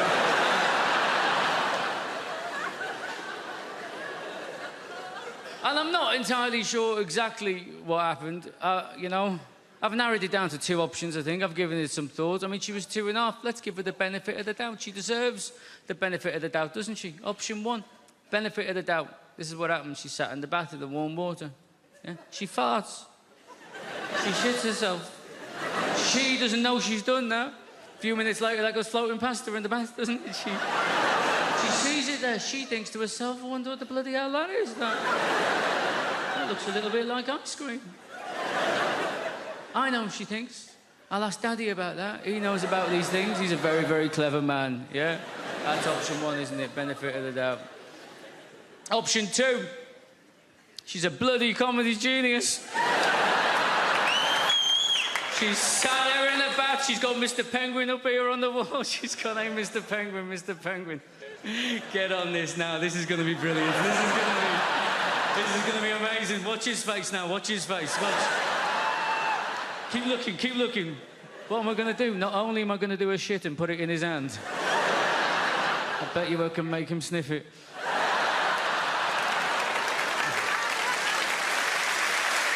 Ice cream, Daddy? Ice cream, huh?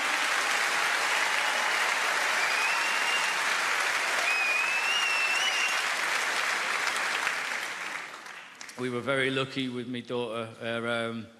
They say you got to watch your language around your kids, don't they? That's what they say. We were very lucky. My daughter's first words, apart from, hand on heart, apart from mama, dada, baba, all that nonsense, her first words were go away. That's what she said. That's all she said for 3 months. Go away. Go away. She thought it was just one word. Go away. Go away. Why? Because that's what me and my wife said to the dog every time we were trying to feed my daughter. We'd get the food out, wouldn't we? The dog would get up, he'd go on the prowl, having a little look, wouldn't we? We'd be like, go away, go away, go away. She just picked it up. We'd push her in the pram out on the street. She'd be like, go away, go away, go away. Said to my wife, it's a good job we weren't telling that dog to fuck off, innit? Because we just wouldn't be able to take this kid out of the house. Going away with my wife, she does this thing, right? If you get her in an airport, I'm not allowed to have my own passport. It's embarrassing. It's embarrassing. I'm a 40-year-old man. I get to passport control. They say, you got your passport, mate? I'm like, no. I'm not allowed to carry it. Because currently, I'm not mature enough. I don't know what happens, man. The moment you get in near an airport, she becomes like some sort of Russian people trafficker. Do you know what I mean? She's like, I must have all the passports. You cannot handle passport. You are too stupid for passport. I must keep all passports in zippy clear travel document folder, huh? Alongside printout from TripAdvisor. But you may carry the bags. I'm like a peasant boy for the day. Oh, thank you, master. Thank you very much. Yes, it's a real honor for me to carry your bags, you know. 11 pair of shoes for 3-day mini break is a good idea, huh? Yes. Maybe you will become a centipede while we are in Egypt. Who knows?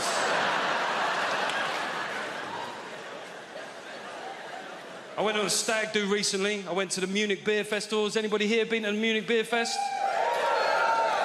Seemingly everybody. How many days did you go for, mate? No days. Got deported on arrival. We went for 7 days. We got there on a Monday, right? We had 6 straight days drinking, Monday through Saturday. And on Sunday, we said, we've got to do something different, right? So we went to Dachau concentration camp. Yeah. It was a weird shout. There's no getting away from it.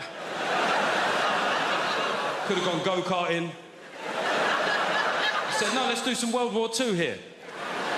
Took a long time to get there, and when we got there, it was shut. Now, yeah, it felt inconvenient. However, given the wider backdrop of historical suffering, I didn't necessarily think that my inconvenience was that big a deal, right? So I just thought I'll take it on the chin. But we had a mate of us called Tim, and Tim started popping off at the German security guard. He said, mate, it's a Sunday, yeah? It's a big tourist day. It's outrageous that it's shut. I said, to be fair, it's outrageous that it was ever open, you know what I mean? It's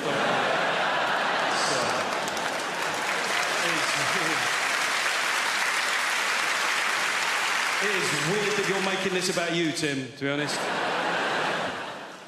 People say dumb things, though, don't they? I was having a beer with my mate Wayne the other day, and Wayne likes to tell you where he was on the occasion of big historical news events that happened within our lifetime, right? So I mentioned 9/11, and Wayne went, 9/11, remember where I was that day? I was like, don't care where you were. I don't see how it's relevant. I don't see how your whereabouts on that fateful, terrible day will form some sort of meaningful historical footnote, Wayne. I'm being honest here. He looked hurt. He went, I went, all right, where were you? He went, karate. I went, see, that's exactly the sort of trivial shit I was worried about, Wayne. He said, well, you know, I was in New York 6 months before that. Makes you think, doesn't it? I was like, no. No. To be honest, all it makes me think is I wish you'd been there 6 months later. Sorry. I said, what do you want? He goes, I want a cat. And I said, a cat? Nah, I'm not going to buy you a cat. No one gets a pet for Christmas. And you know what happened? I'll tell you what happened. There was a mouse, a little mouse. It came into the house, and the girlfriend, she saw it. She goes, ah, what's he doing in here? What's he doing in here? We've got a mortgage. Like, that's got to do with anything. Like, all the mice is outside there. It's like, hold on, guys, before we go in there, we need to see if this is rental accommodation first. Yo, fam, put that cheese down. We haven't seen the tenancy agreements yet.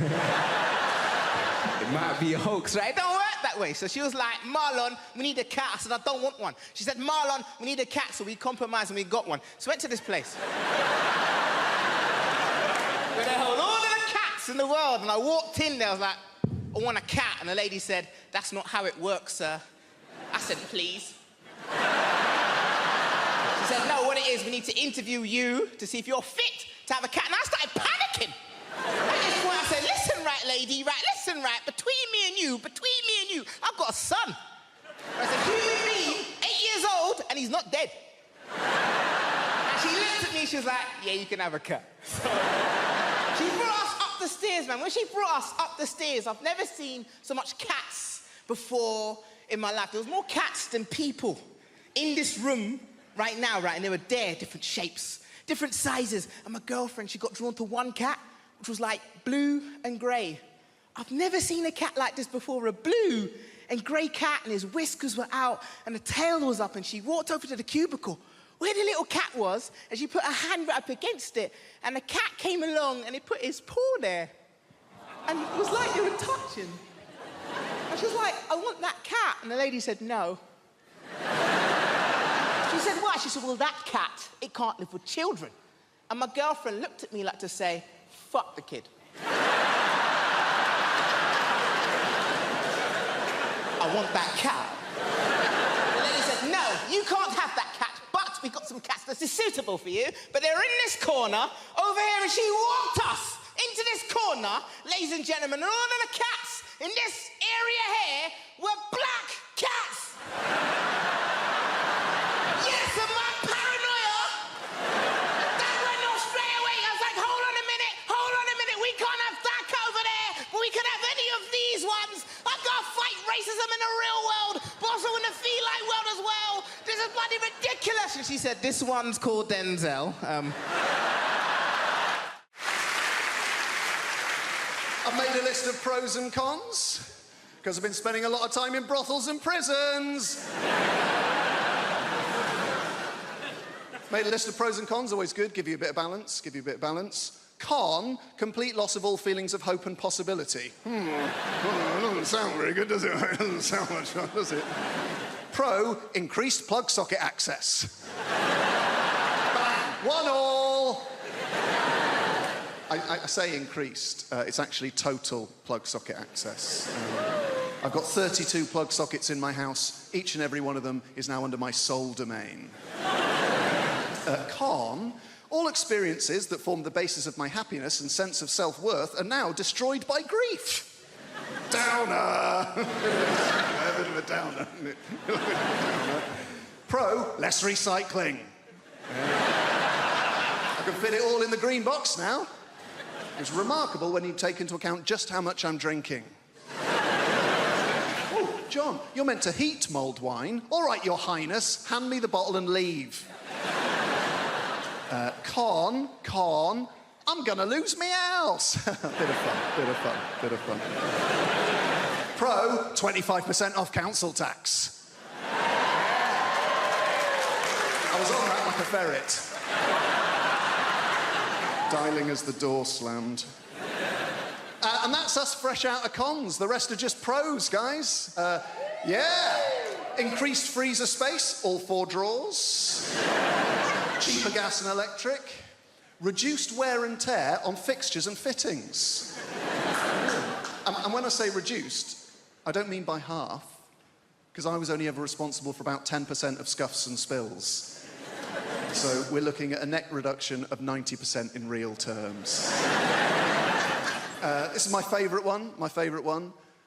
Ultimate control over where the iPhone charger cable is and why it is there.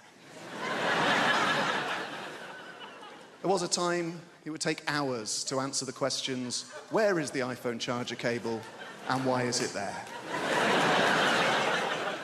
Not anymore. Plugged in next to the bed, most convenient place to have it. Simple. Is it unplugged in the bathroom? No, it's not. Be a ludicrous place to keep it. There's no plug socket in the bathroom. Is it in the front pocket of a rucksack you no longer use? That'll be the last place you look. That'll be very frustrating. Is it plugged in on a train we have alighted from? No. It's plugged in next to the bed because that's the most convenient place to have it.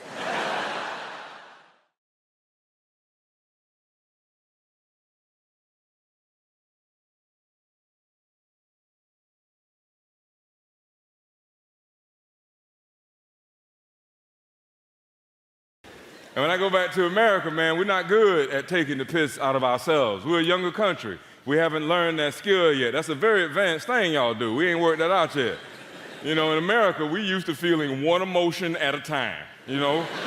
And just, you know, we get mixed up like that. It's just, in America, too, we love catchphrases. We love slogans.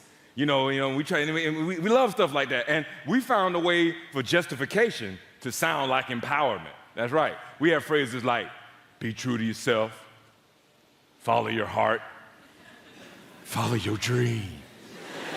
There was a movie a few years ago called Batman Begins, and it had one of them catchphrases, and Americans loved it. To conquer fear, you must become fear. Well, how the hell you do that?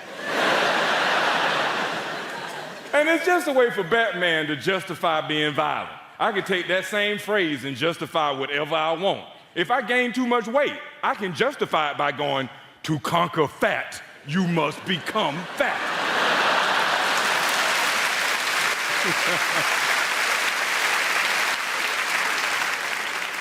Man, I saw a politician on the news today, MP, talking about it'll be good if Tony Blair becomes president of the European Union because a Brit will be in there. And how dare anybody in Britain go against that?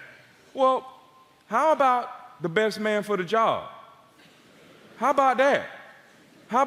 And I know that kind of thinking because I grew up with that. I was always taught that I had to support every black person no matter what they did. So that meant I tried for years really hard to support Don King and Robert Mugabe. And it's hard. I tried. I swear to God, I tried, man. A few years ago, I was watching Wimbledon and Serena Williams playing. And I'm not a fan, but I admire her game. She got a strong game, and not just the physical, but the psychological. Every time she hits the ball, right, she makes this grunt. It's like this, and that's a hell of a psych job to do on your opponent. Every time you hit the ball, you release this guttural grunt that's like, It's like what you're saying is, with every fiber of my being, I'm trying to kill you. Imagine playing somebody in checkers like that.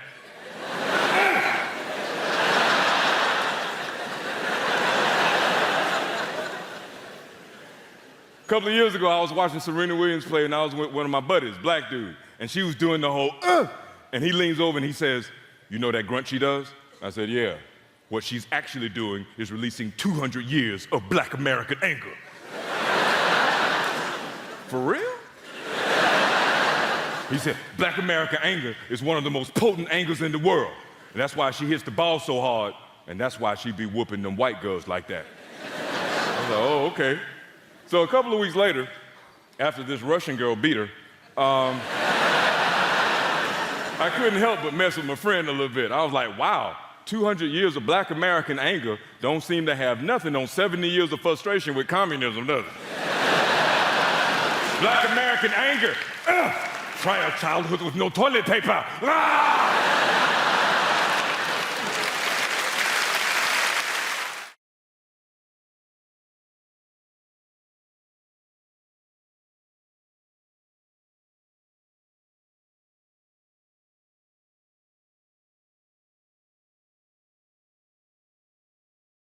So I had a weird one. Today I was waiting for a bus, and this old woman came up to me, and she went, "Excuse me, sir, do you have cerebral palsy?" And I went, "Yeah, I do." "Cool, you win the prize." And she went, "Right, my brother had that. He died from it." Then she just stopped talking. That was the end of that story. I looked it up, by the way. You cannot die from cerebral palsy. So I think she killed her brother. But I didn't know that at the time, and I spent the rest of the day going, "Ah, shit. I should be dead right now."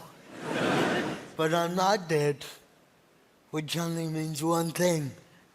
I am a god.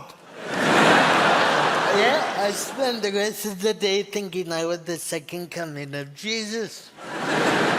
Trying to walk on water. Just, maybe I'm not crippled. Maybe just land is not my forte. Yeah, it turns out swimming is not my forte. I have a friend who just moved on to a houseboat because he's failed at life. Right? And he did the worst thing anyone's ever done to me. He invited me over onto a boat. And I went, "No. I'm not going on your boat. You come onto the land with the rest of us functioning adults." And he went, "No, come on my boat's great. Come on my boat." And I went, "I'm not going on a boat. The only use I am on a boat is as the anchor." And he went, "Oh, you're afraid of drowning. Don't worry, I have armbands." You know what happens when I wear armbands? I still drown, but my hands stay dry. I've realised that the musician I want to be is the drummer from Coldplay. I want to be the drummer from Coldplay so badly because that dude is rich as shit and no one knows who the fuck he is.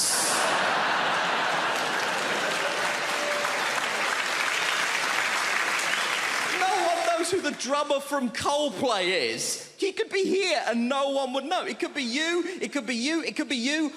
I'm not sure it's an Indian woman, but it could be. We don't know.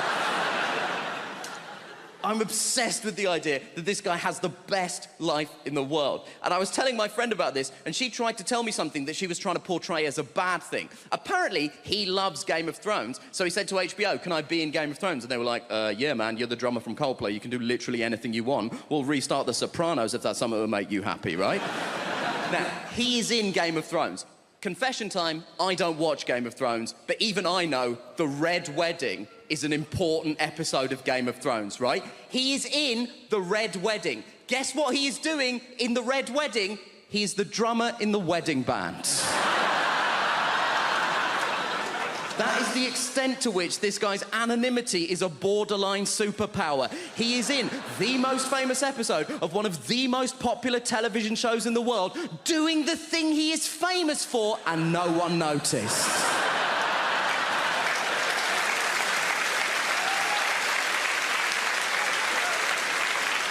That is Kaiser Soze shit.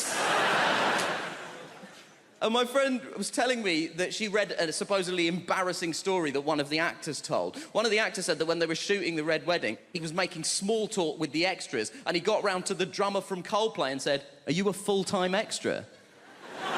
And the guy was like, "No, I'm a musician." So he said, to the drummer from Coldplay, "He played on anything I might have heard of?" To which the drummer from Coldplay was presumably like, have you heard of All Music? Because I'm basically the drummer on All Music. And my friend tried to tell me this, like this was a sad thing. She was like, oh, this guy's in Coldplay, but no one knows that he's in Coldplay. Isn't that sad? No. Because the problem with being in Coldplay is that people hate Coldplay.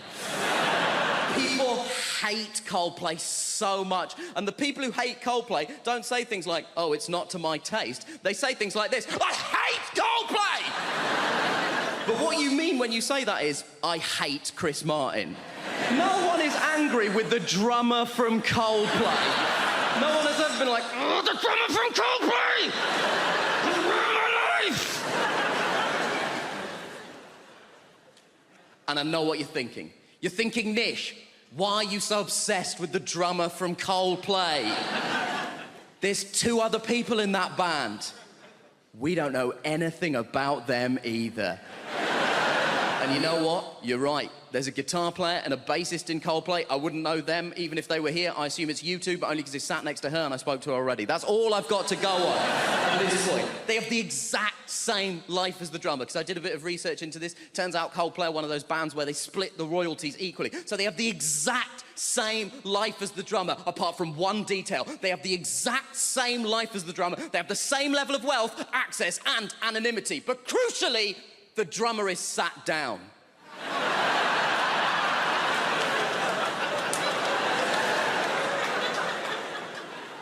And that is the dream.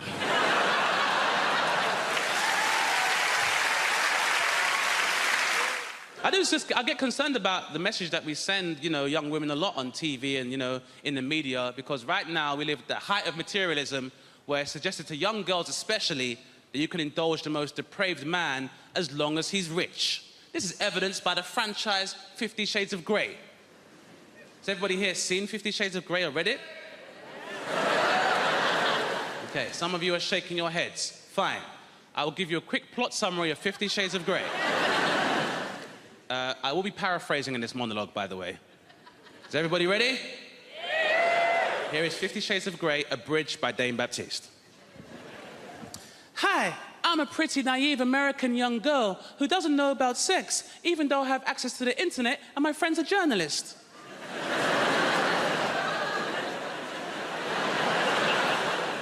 Mr. Grey, you seem so mysterious and rich. Can I interview you? That's right, baby. I am mysterious, and I'm rich as hell. Can I put a pineapple in your ass?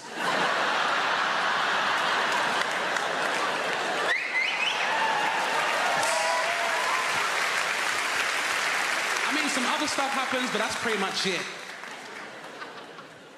It's fair. Unfortunately, we live in a time where, materialism is encouraged, Do you guys remember the song No Scrubs by TLC? Yeah, great song for the ladies. Not so fun for the unemployed male. That was not a fun song to hear when I was younger. You remember how that song used to go? If you live at home with your mama, oh yes, son, I'm talking to you. If you live at home with your mother, they're talking to you.